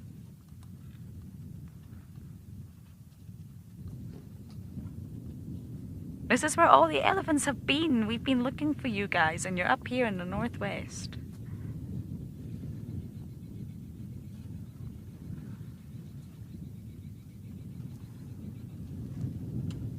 Okay, sassy pants.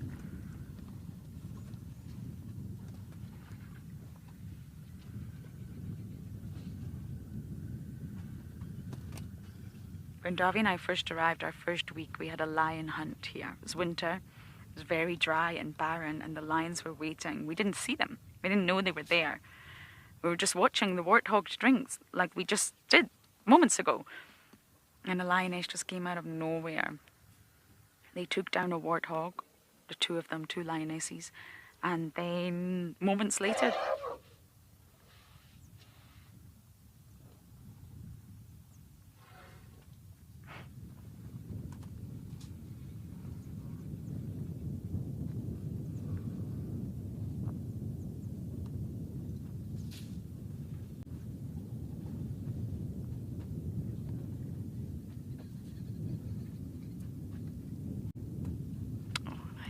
stopped to let that bull past.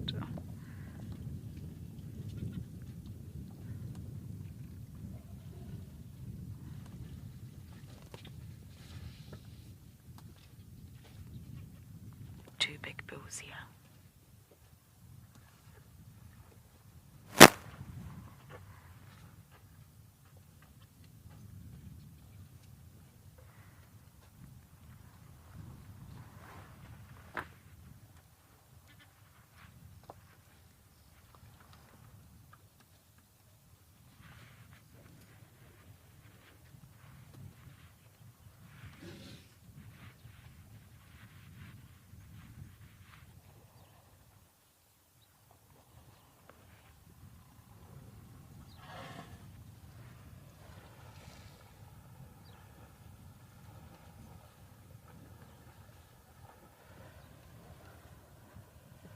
Gotta be careful when you're around big bulls.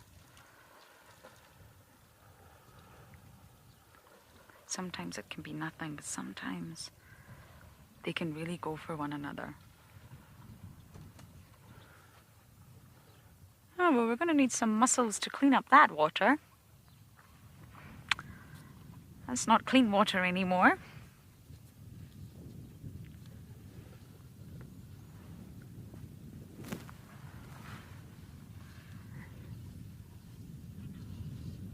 Another bill.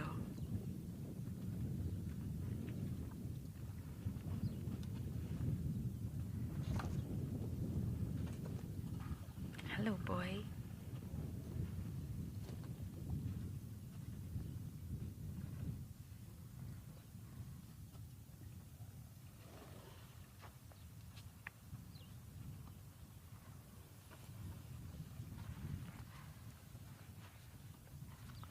Nina, I think I just went through everything. I think I just listed all of that from human activities. Pollution, erosion, waste, chemicals, agriculture, logging.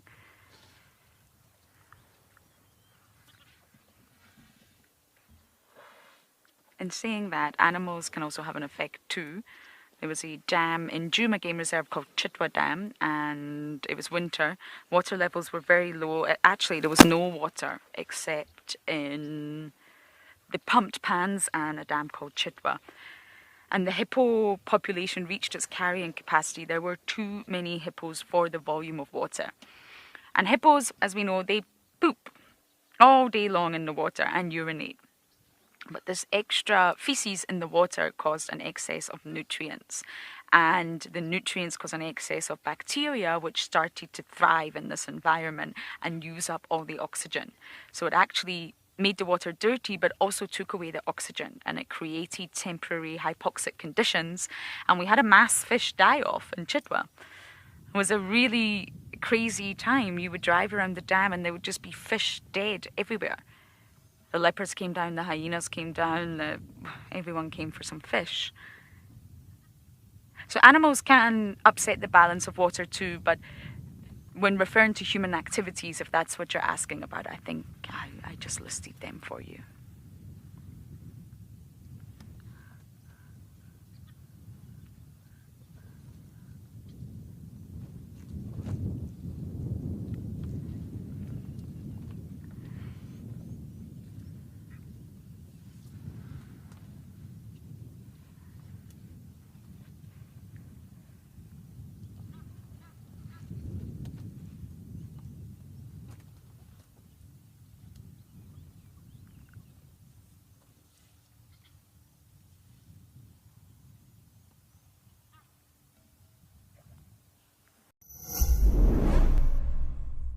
We hope that when you watch Wild Earth, you will fall in love with nature.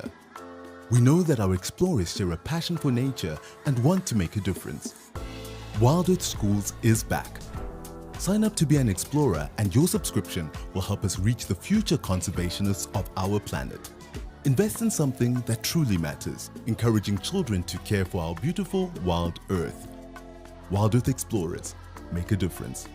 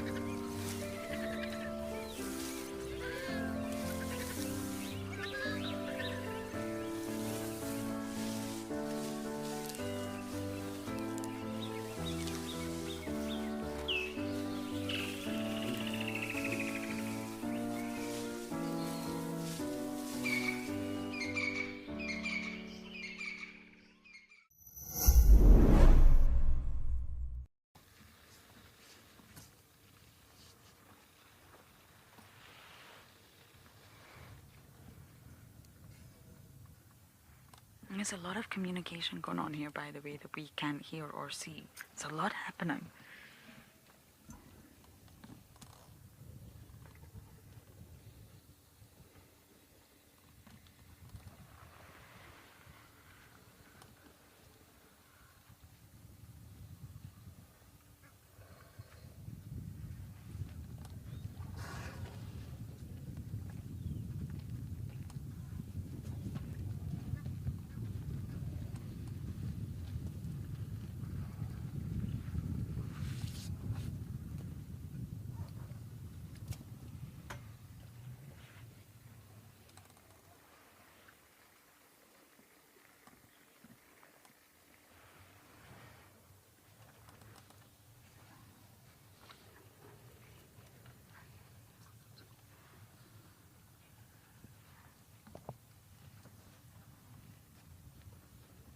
More elephants have arrived.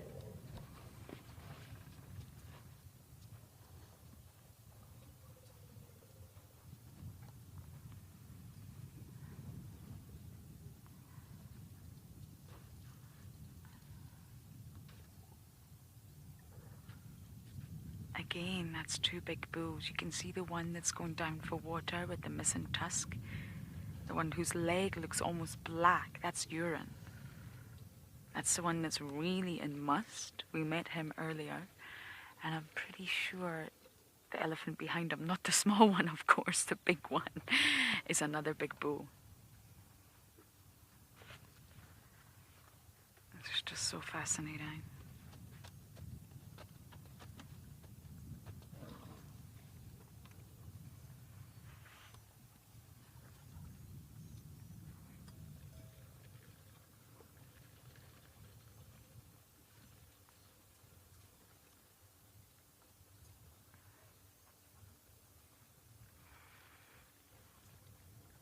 Arthur Clan.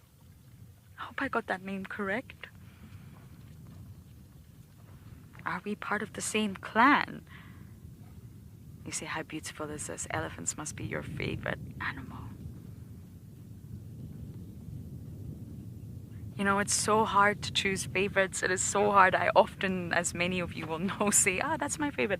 That's my favorite. And that's also my favorite. But it's just because I fall in love with every species that I spend time with. From those termed the ugliest, from those termed the most beautiful, from those sort of not recognized as much as others. I just fall in love with them all. But I agree, elephants are really special. Something very energetic about them. You feel their energy in a sighting like this. You feel very insignificant.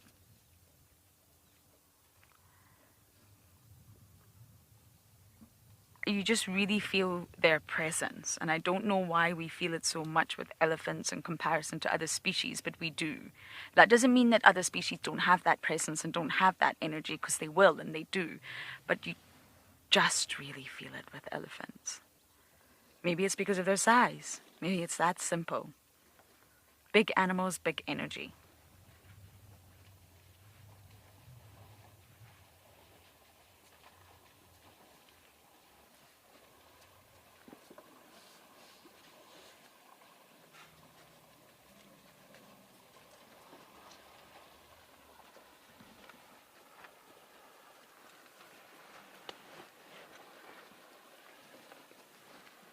Hello, big boy.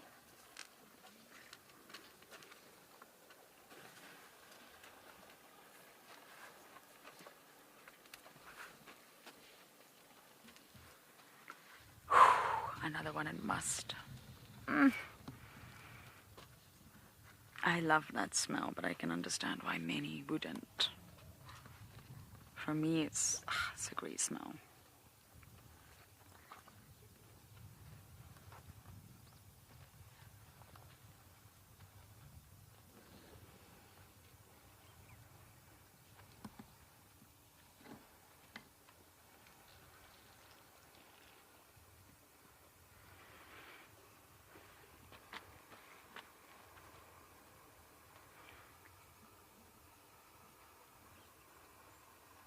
while this is all happening, everyone, allow me to quickly remind you all that it's Wild Earth's birthday soon, our Sweet 16. We'll be celebrating on the 27th of April, which is exactly 10 days from now, not too far. And we want to hear your birthday wishes for us. So please do take a video, do whatever you like in that video, and send it to birthday@wildearth.tv.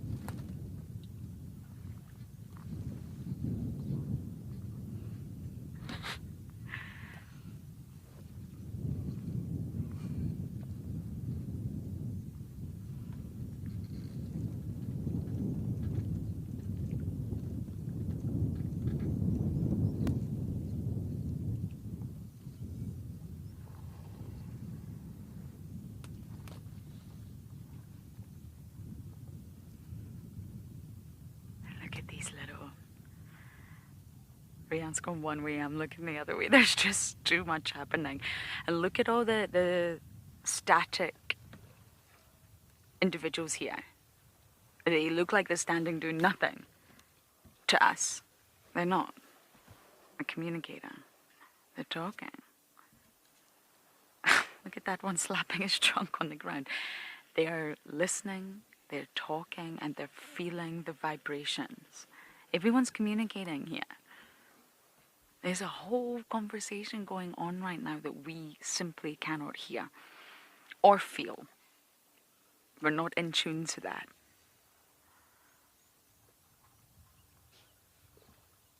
But that doesn't mean that it's not happening.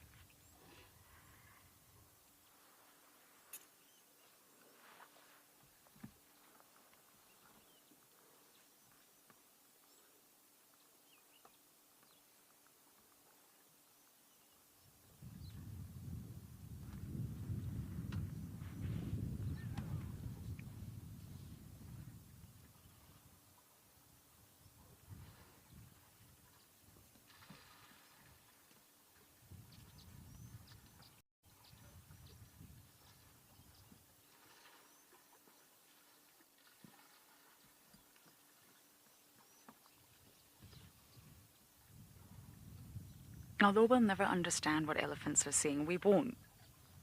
No matter how good our technology gets.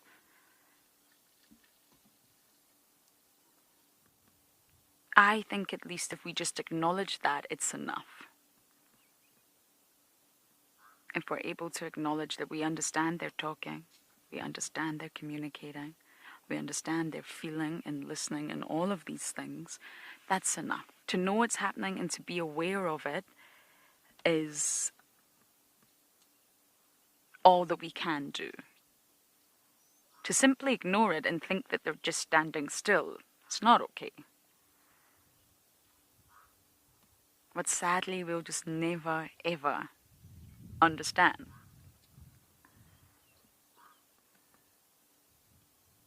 And I often think to myself, if I could be one other species for one day, another one of these silly hypothetical questions, but if I could, what species would I choose to be for 24 hours?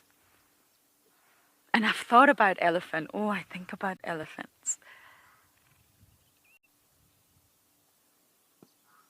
Then I think about sharks. Then I think about insects. I would really love to know what it's like to be an insect. Then I think about birds, the raptors that soar so high looking down at the ground. I don't know. I don't know what animal I would choose if I could be one for just one day. But it's a question I ask myself a lot. Sadly, it's never going to happen.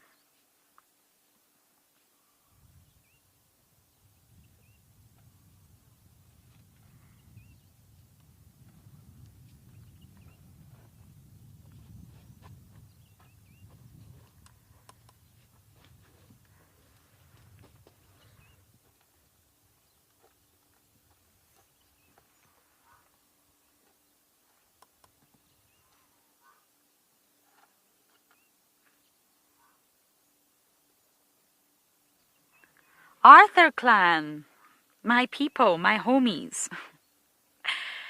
Just genetics. Just like humans, you get people with... I actually had a huge gap in my teeth and I had buck teeth when I was a child. I had braces, what they like to call train tracks, for 6 years, maybe 5 years. And just like humans, some of us have gaps, some of us have buck teeth, some of us have... And I'm saying teeth because tusks are teeth. Modified teeth, of course. And some of us have crooked teeth. Some of us, like my brother, just have the most perfect teeth you will ever see. Just highly frustrating. But it's just genetics. Some of them break.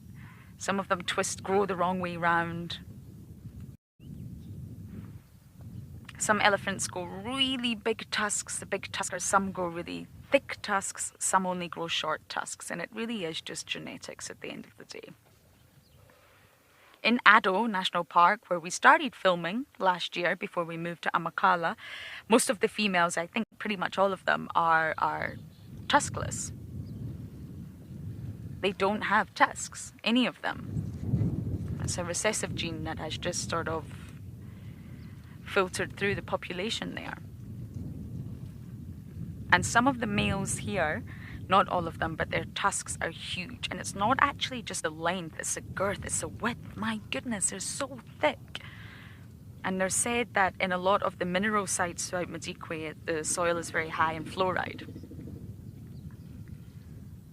But to be the wrong way around, it's most likely genetics. I can't imagine an elephant wearing train tracks.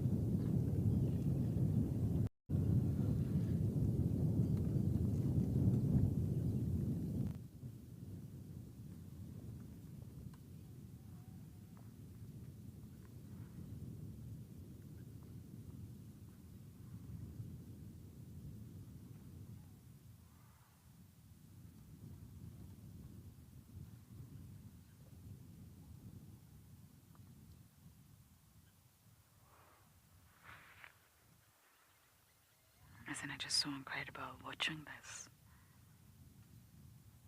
It's definitely more. There's a lot more to see than watching Sleeping Lions, of course. There's just so much going on.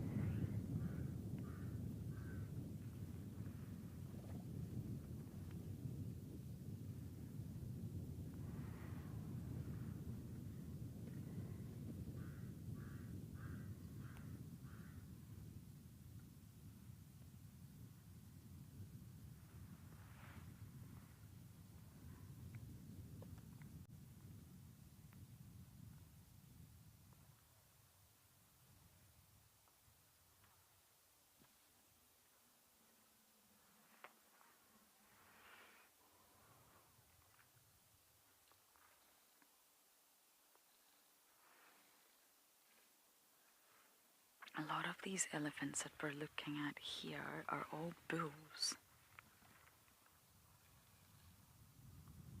Those two are bulls, and then as we move across,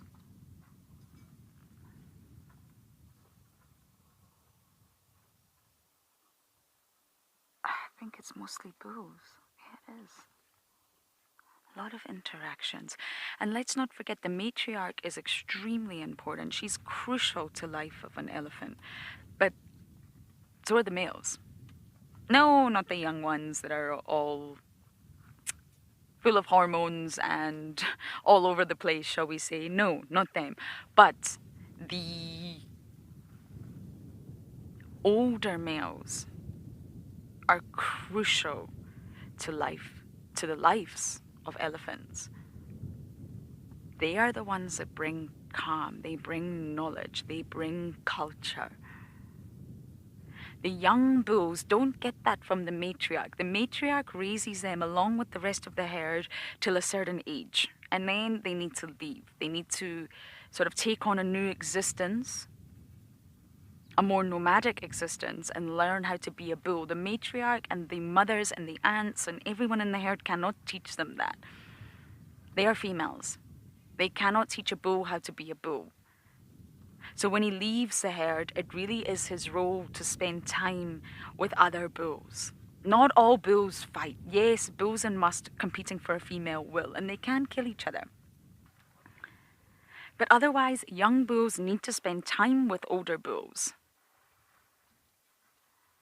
They need to learn how to be a bull. They are going to go through physiological changes. They're going to go through hormonal changes.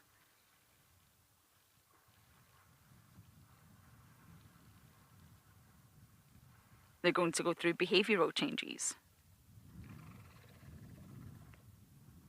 They'll learn a lot through themselves, but they also are guided by the older bulls. And I have mentioned this before, but Madikwe is quite iconic because they have so many elephants, around 1,600. It's phenomenal. And for a while, there was no older bulls. They actually brought a lot of the older bulls in from the Kruger. And the reason they brought them was to do exactly that. The younger bulls were out of control. They were killing other bulls. They were killing rhinos. They were pushing over cars. They were being very aggressive with cars. That's not how an elephant should be. They had no leadership. They had no guidance. Knowledge wasn't being passed down because the matriarchs can. Culture wasn't being passed down past a certain age. It is within the herd.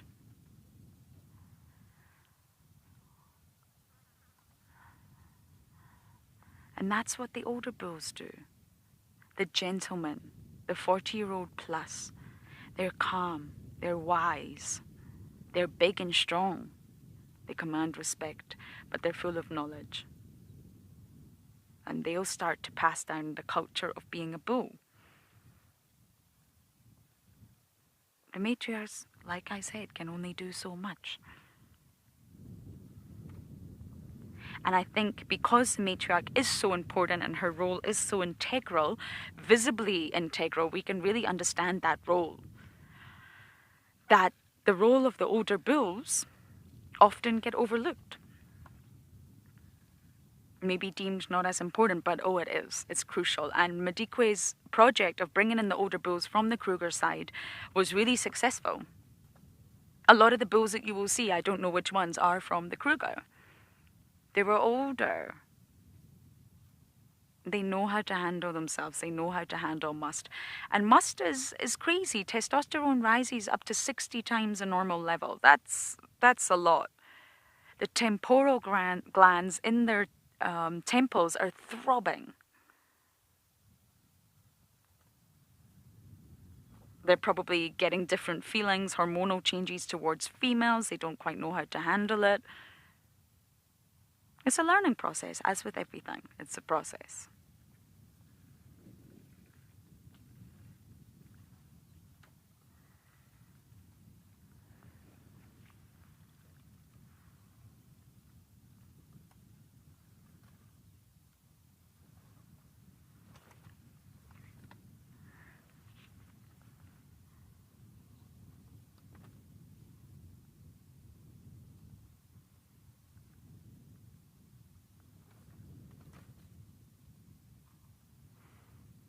So you have the matriarchs and then the patriarchs.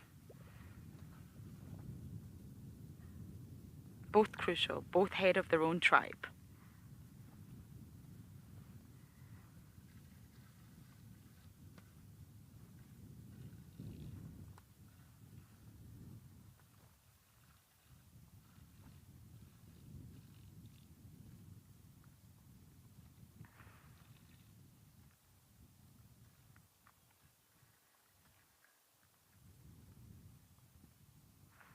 The sighting just keeps on getting better and better. But for now, let's head over to Andrew and get an update on that plaster of Paris.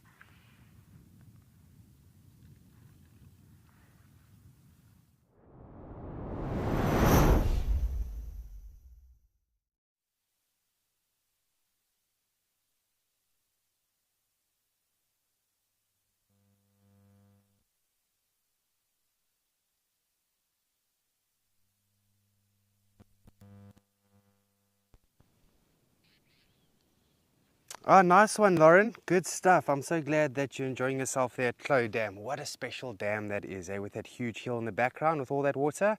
Good stuff. All right, so we have been just relaxing over here, waiting for this plaster cast to dry, and we've been listening to the cicada beetles, we've been listening to some birds, and just enjoying our time out here in the bush, being all by ourselves.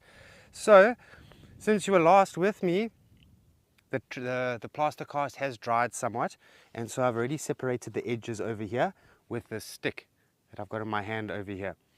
So the whole idea between separating from your frame is so that you can actually pull it off like this. So now the frame is done, no more need for that mold. Oopsie, there's a piece that broke a little bit there. So before you actually pull it off, you want to test it. And we've already done a little bit of decorations here. I put Wild Earth, I put Morgan's initials, and I put my initials as well. Just give me a second. I just want to decipher if this is ready.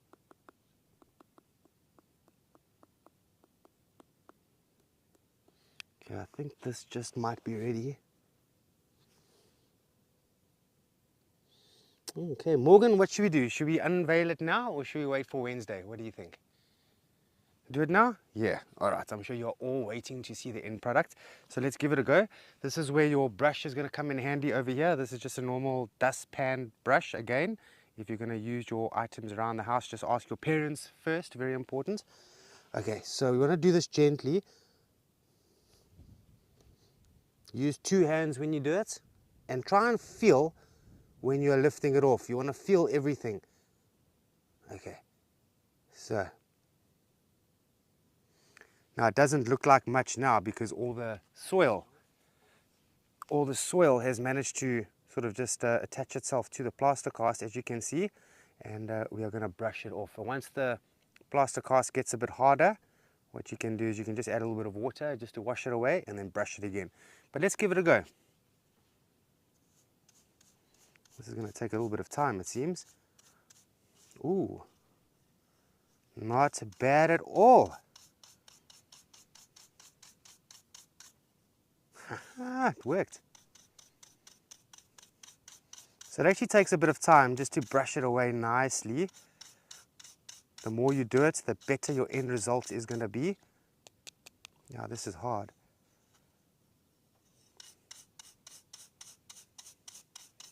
So it's taking a little bit more time than I expected.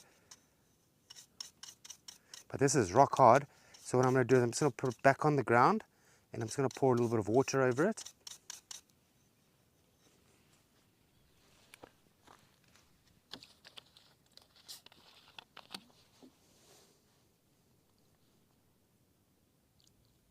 Give it a good old bath. Ooh. Not bad. I would say it's, visually it's probably about a 7 out of 10. But if I keep it still, the track is pointing towards me. There's the fingers or the digits. See that? Okay, let me just brush it off just a little bit more. I'm going to bring it closer to the vehicle so you all can see it. That should actually do. Let me bring it closer to the car. Not bad. Okay, we'll plonk it over here so you can see in the sun. Is that good, Morgan? To the left. My left. Your left, my left, the same. That's right. My left seems to be right all the time. More left. More left. Is that good? Keep it dead still. More left. More left. Half of it's in the shadow. Like so? Okay, cool. So that's our end result. Like I said, it's about a 7 out of 10 so far. So here's the back pad. And then here's the digits. And we even managed to get the claws at the top here. See that? But I reckon we'll do it again. What you can also do with this, once the cast is finished. Sorry about that. Once the cast is finished, what you can do is you can just take sandpaper and just sort of just smooth out the edges. You can see the edges are very jagged and rough. What do you all think? A little bit of arts and crafts? If any kids are watching, please let us know what you think of this. And if you're going to give it a bash yourself. And if you are, what are you going to do? Very cool. Different, eh? Something different to do. And that's the whole point. You want to try and do different things all the time with you all and get you involved as much as we can.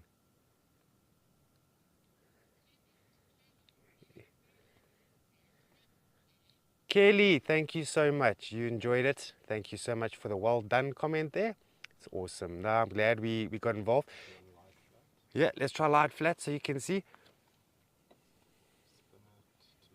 Spin it to the right. Stop. Yeah, you can't really see too much. The best sort of substrate, or the, how do I say, the best place where you can sort of make these tracks is in clay mud, because it does go deep and clay also captures a lot of detail. We've done it on sandy soils over here, so it's a little bit tricky, but yeah, and that's it. That's the end result. Morgan, should we talk about this termite mound while we're here? This is a beautiful termite mound. Yeah. Yeah, there's all my little plastic bottles there. Let me just get it out the way. Now, very important, you want to clean up your mess when you are finished. Okay, back to original. Pretty cool. We'll put these down here. There we go. Let me stand right here, that's fine. So now, this plaster cast that I made being plaster of Paris, it's almost as hard as this mound that you're seeing here. These mounds are very, very tough, and if you come to Amakhala, you will notice that there are so many different termite mounds here, thousands and thousands, especially in the northerns. One of the slopes, on the north-facing slope, there are probably over 100 termite mounds of this size. And it's very interesting that you can actually determine where north is just by looking at these termite mounds, and you'll often find that if there are slopes in your area and you find the north-facing slopes, that's where you're going to find most of the termite mounds. And the reason for that is, if the termites make their mounds on the south-facing slopes, they're not going to get enough sun, and they need the sun. the sun is going to help warm them up quite nicely, warm the mound up, so they can start the thermal regulation, which is basically just controlling the temperature to be between 22 degrees and 28 degrees Celsius. The way they regulate this temperature is they do have windows in this mound. So there's actually little places that they open up in this mound. So when the temperature is too hot, they allow a lot of that air just to escape. And then as soon as it gets a bit too cool in the mound, they're going to close up the windows, much like what we're going to do at home. If you don't have air conditioning and it's a hot day and your house is hot, what do? You open the windows. Same like nature. Now the whole point for regulating the temperature in this mound is so they can grow fungus.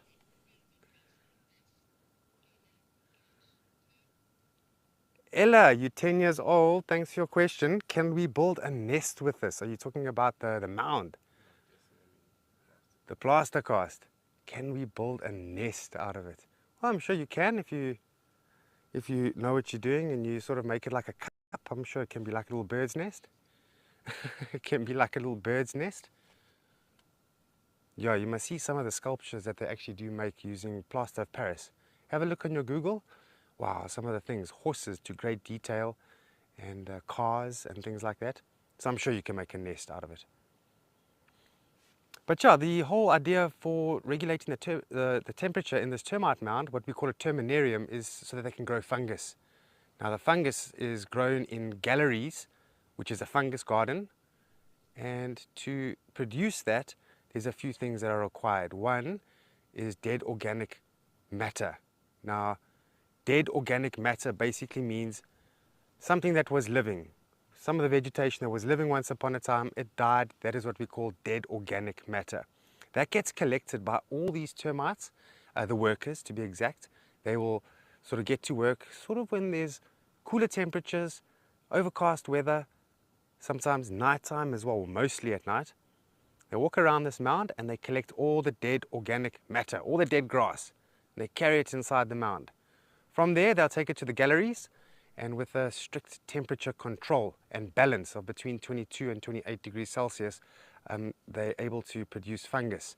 And that's actually what they consume, is this fungus. So they're harvesters, they're farmers, they make their own food.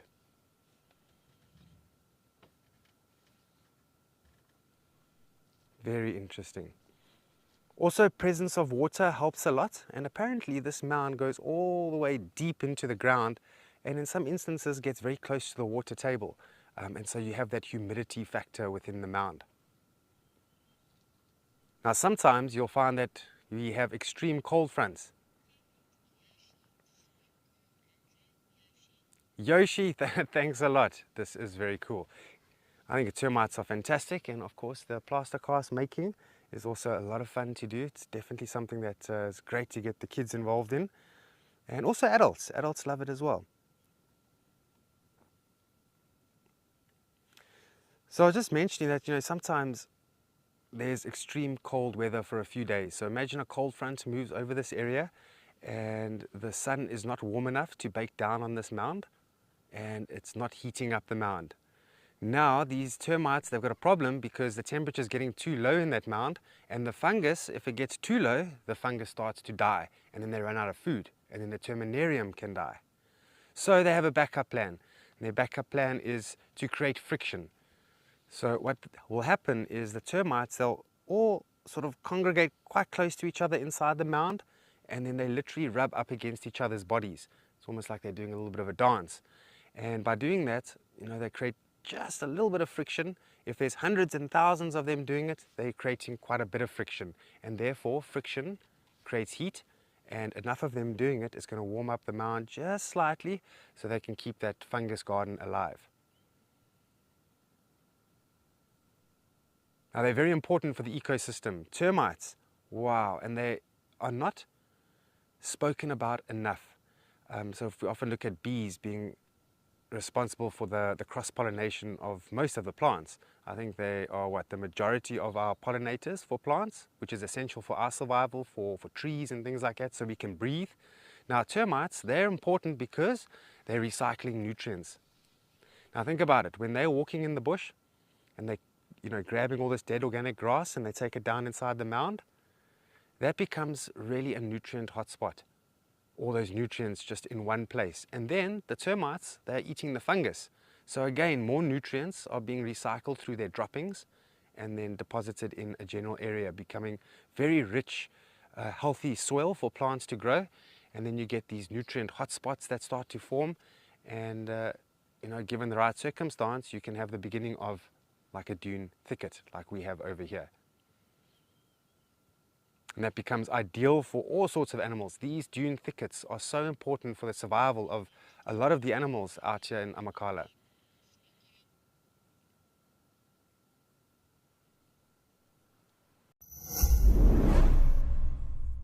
On April 27th, Wild Earth will be celebrating a very special birthday. It's our Sweet 16.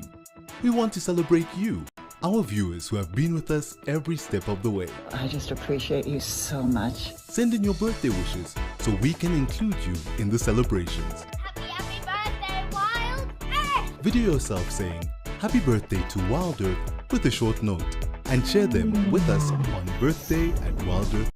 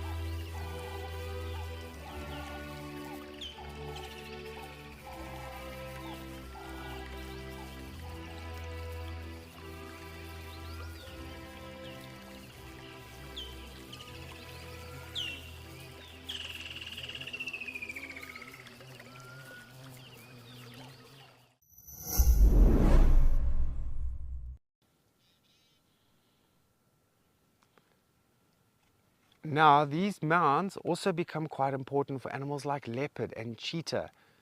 Often enough, when cheetahs are walking through an area, or a leopard, and it wants to sort of just take it easy a bit, often they'll climb on top of these termite mounds and they use it as a vantage. So cheetah actually climb on top of it, they stand on top of it, and they have a look, what's going on in the distance? Is there something that they can hunt, or whatever the case may be? And then the birds, we can't forget about the birds. Ant-eating chats are often associated with these termite mounds, and you see them in the area, often sitting on top of these termite mounds. So you've got to try and think about it. If there were none of these termite mounds out here, what would the bush look like?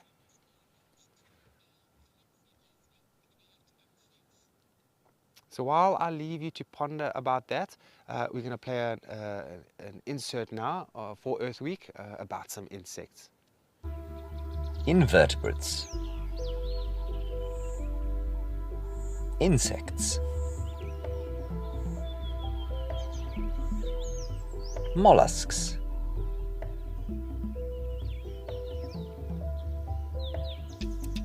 Crustaceans. Millipedes.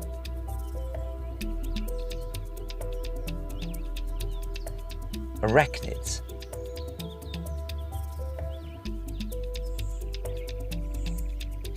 and myriad others. Some of life's most astounding designs.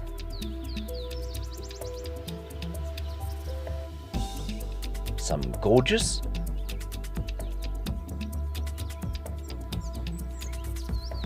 some terrifying,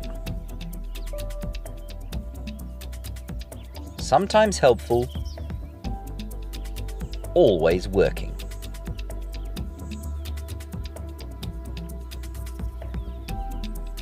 For millions of years, they have dominated the animal kingdom.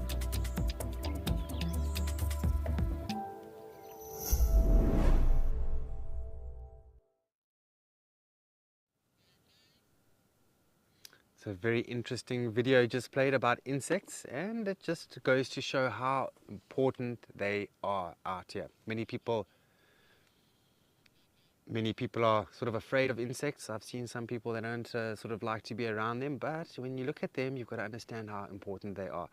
One is the termites we've mentioned.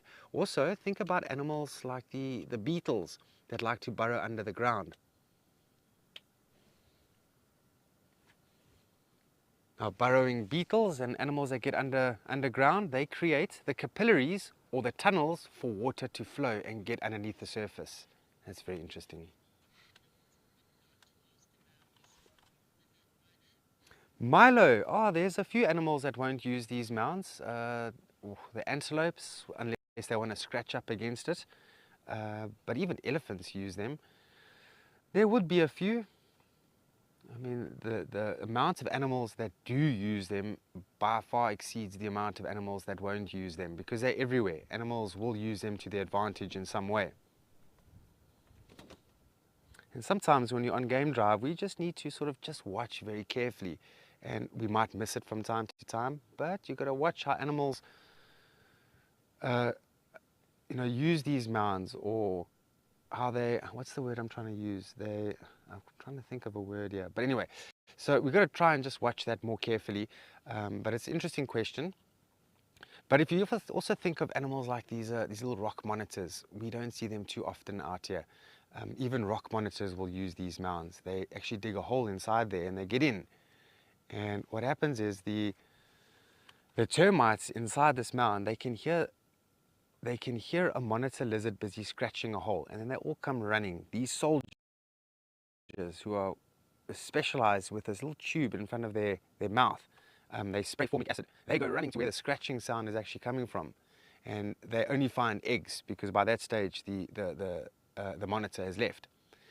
Then they just find these eggs, and they actually seal whatever damage has been done. They'll seal it off, leaving the eggs inside. By that, there's a good incubation chamber for those monitor lizards, and they can grow up inside the egg until they're actually ready to break out. So just wanted to leave you with that. But we're going to send you over to Ukukuyo in the meantime, and let's see what is happening that side.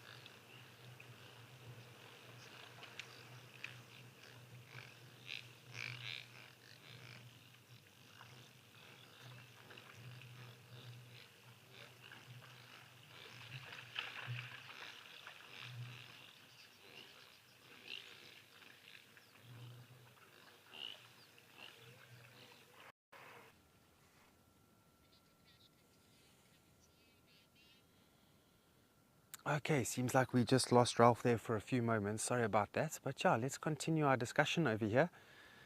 So we spoke about the eggs of the monitor lizard being sort of sealed within these mounds, but it's very interesting to make these little hatchlings distasteful. What happens is when those monitor lizards actually hatch out the egg and they start scratching around the inside of the mound looking for a way out, again, those soldiers, the Nasute soldiers, they figure out that there is some scratching again and there's an intruder in the mound. And so they all go and find these little hatchlings, and these poor little hatchlings are trying to dig their way out, and then these termites just spray them with formic acid, to the point where they are, looks like someone has painted them with varnish. That's what it actually looks like, this dark varnish. And that encourages these little monitor lizards now to really get out the mound. And they eventually break out and they go running into the bush. And then if there's any things like, jackal buzzards or jackals or any sort of predator that goes for those little monitor lizards, then as soon as it goes into the mouth of that predator, the predator will just taste this horrible taste of the formic acid, making it very distasteful. And that hopefully gives a chance for this young monitor lizards just to get under a log or get into a hole, etc. Interesting how nature works.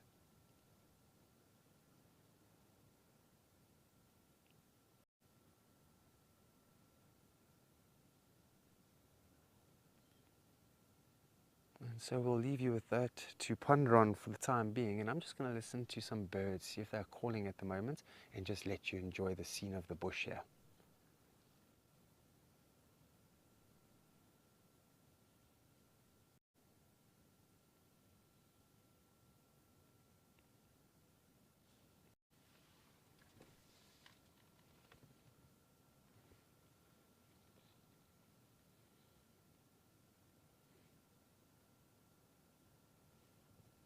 So this road that we're actually on is one of my favorites to drive on. It's nice and windy, windy, and very sandy track. Lots of fun to drive on.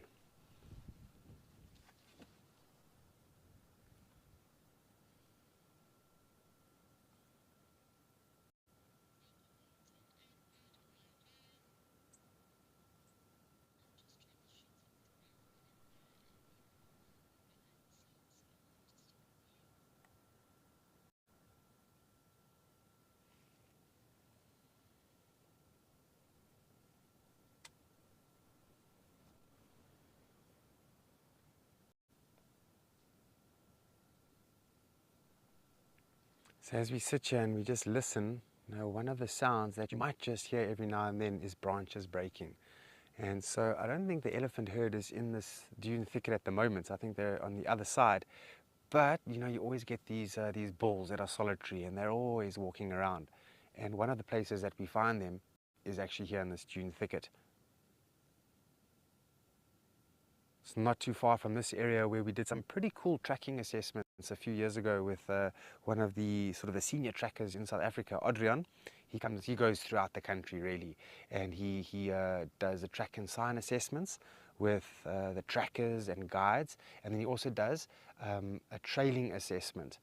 And a trailing assessment, you need to show him fresh tracks and say that you're happy with those tracks and you're going to follow. So he doesn't say these are fresh, let's follow. You have to be able to decipher that. And then if you're happy with those tracks, you get on foot and you follow. But the catch is you have to find the animal. If you don't find the animal, it's potentially points lost. Obviously there's variables involved. Maybe the animal's walking just extremely far or too fast for you to catch up. But as you are tracking and you're going along, you have to just every now and then interpret what you have been coming across. Is it an elephant bull in must? Has the animal met up with some other animals?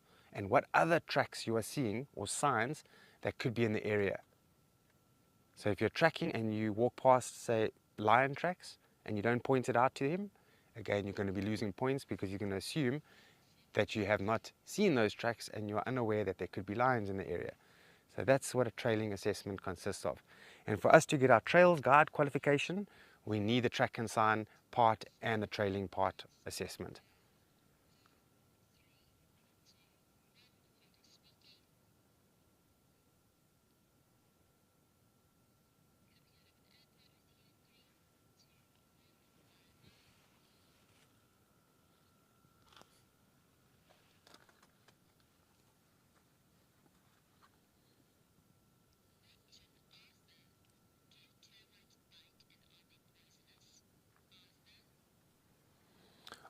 Arthur, it's a good question. They're not poisonous, but although the termites that spray this formic acid, if you have to eat enough of them or put them, if you have them or you eat them, they can cause a lot of stomach problems. And so we often used to get our guests involved out here by actually finding a termite and getting them to taste it. And it tastes like mint. So one termite is not going to be bad, but if you eat too much of these termites that spray this formic acid, it's going to give you some stomach problems, most definitely. But then you also get the mandibular or mandible termite, and that's a different type of soldier within the mound, and they're the biters. These are the ones that will bite you. I don't think the snouted harvester termite has the mandibles. I'm not 100% sure, but I know if you go further north, the Kruger National Park, and that you get the hodotermes out there, and there they have both within the mound. Two types of soldiers, the mandibular and then the hirsute soldier. But yes, those can bite you very sore, that's for sure.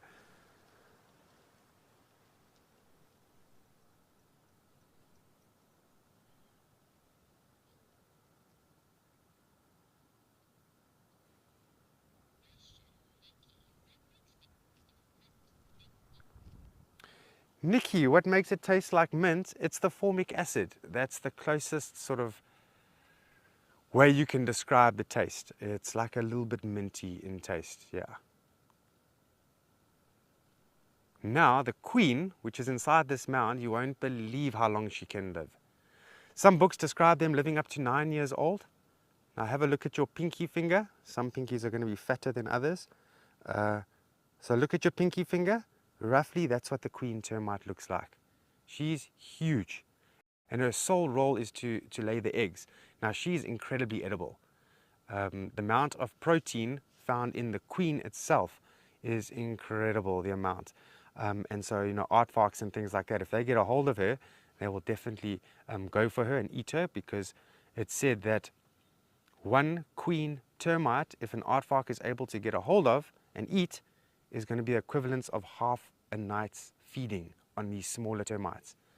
And it's a protein amount that animals don't get that easily out here in the bush. It takes a lot of hard work and a lot of knowledge for them to do it.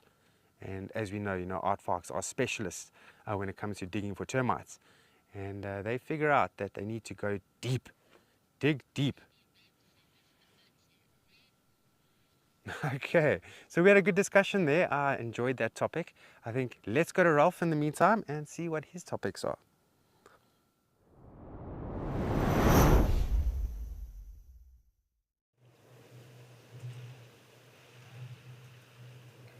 Thanks, Andrew. Yeah, we're just making you work a little bit that side. And tell you what, there's been lots of activity here at the Okukuyu waterhole, but it comes in ebbs and flows, because sometimes it's full of animals, and other times then they just seem to disappear. But still a few springbok walking around. There were lots of oryx and zebra earlier, and it's just one of those typical days in Etosha. Still with a little bit of wind coming through, which is not always like that. It can be quite quiet and not too much wind, but maybe they're just having a little bit of a weather system come through currently. And earlier I was chatting about sociable weavers.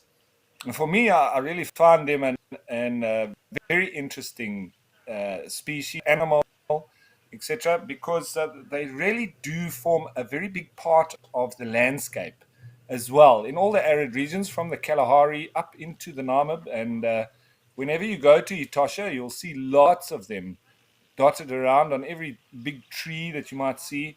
You always sort of see those big nests that they build. And although the communal lifestyle of the sociable weavers has many advantages, certain aspects of their sociality unfortunately works against them. For instance, the huge nests attract and provide refuge for predators such as the Cape cobra, which can wipe out the chicks and eggs of a whole colony in a very short time. Fortunately, these catastrophic predation events do occur all year round, since the snakes are fairly inactive in winter. So you won't really see them now going into this time of the year as it starts to cool off comparatively. In very, very hot in Etosha. Not so hot currently, but other birds also capitalize on the thermal benefits and protection provided by the sociable weaver nests, and may either roost in the compartments at night or simply annex one or two of the chambers. And one in particular is the pygmy falcon, which is the smallest of the African falcons, and it relies exclusively on the huge nests for roosting and breeding. So these raptors live in the family groups inside the nests as well. And you often are able to actually see where the little pygmy falcons are nesting within the bigger nest of the sociable weavers, because they've got this white clay that they put around the entrance. So if you ever see a sociable weaver's nest, go up and look underneath it. And if you see any of the white clay mud, then just hang back a little bit away from the nest. You may actually see one of those little pygmy falcons. Another one is actually the red-headed finch.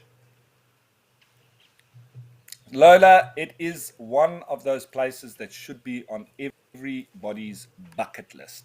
Etosha is absolutely mesmerizing, as is a lot of the country itself.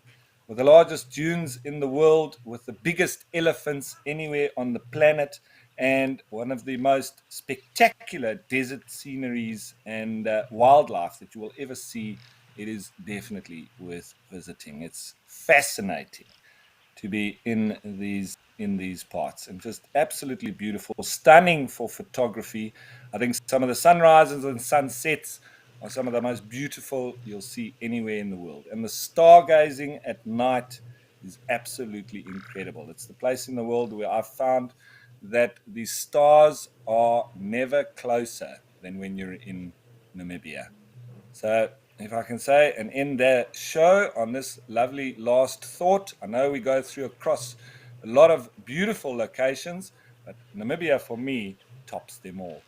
Anyway, as we do head to the end of the show, just want to say thanks to the naturalists, especially Lauren and Andrew, you the viewers, and of course the wildlife. As always, thanks folks, ciao for now.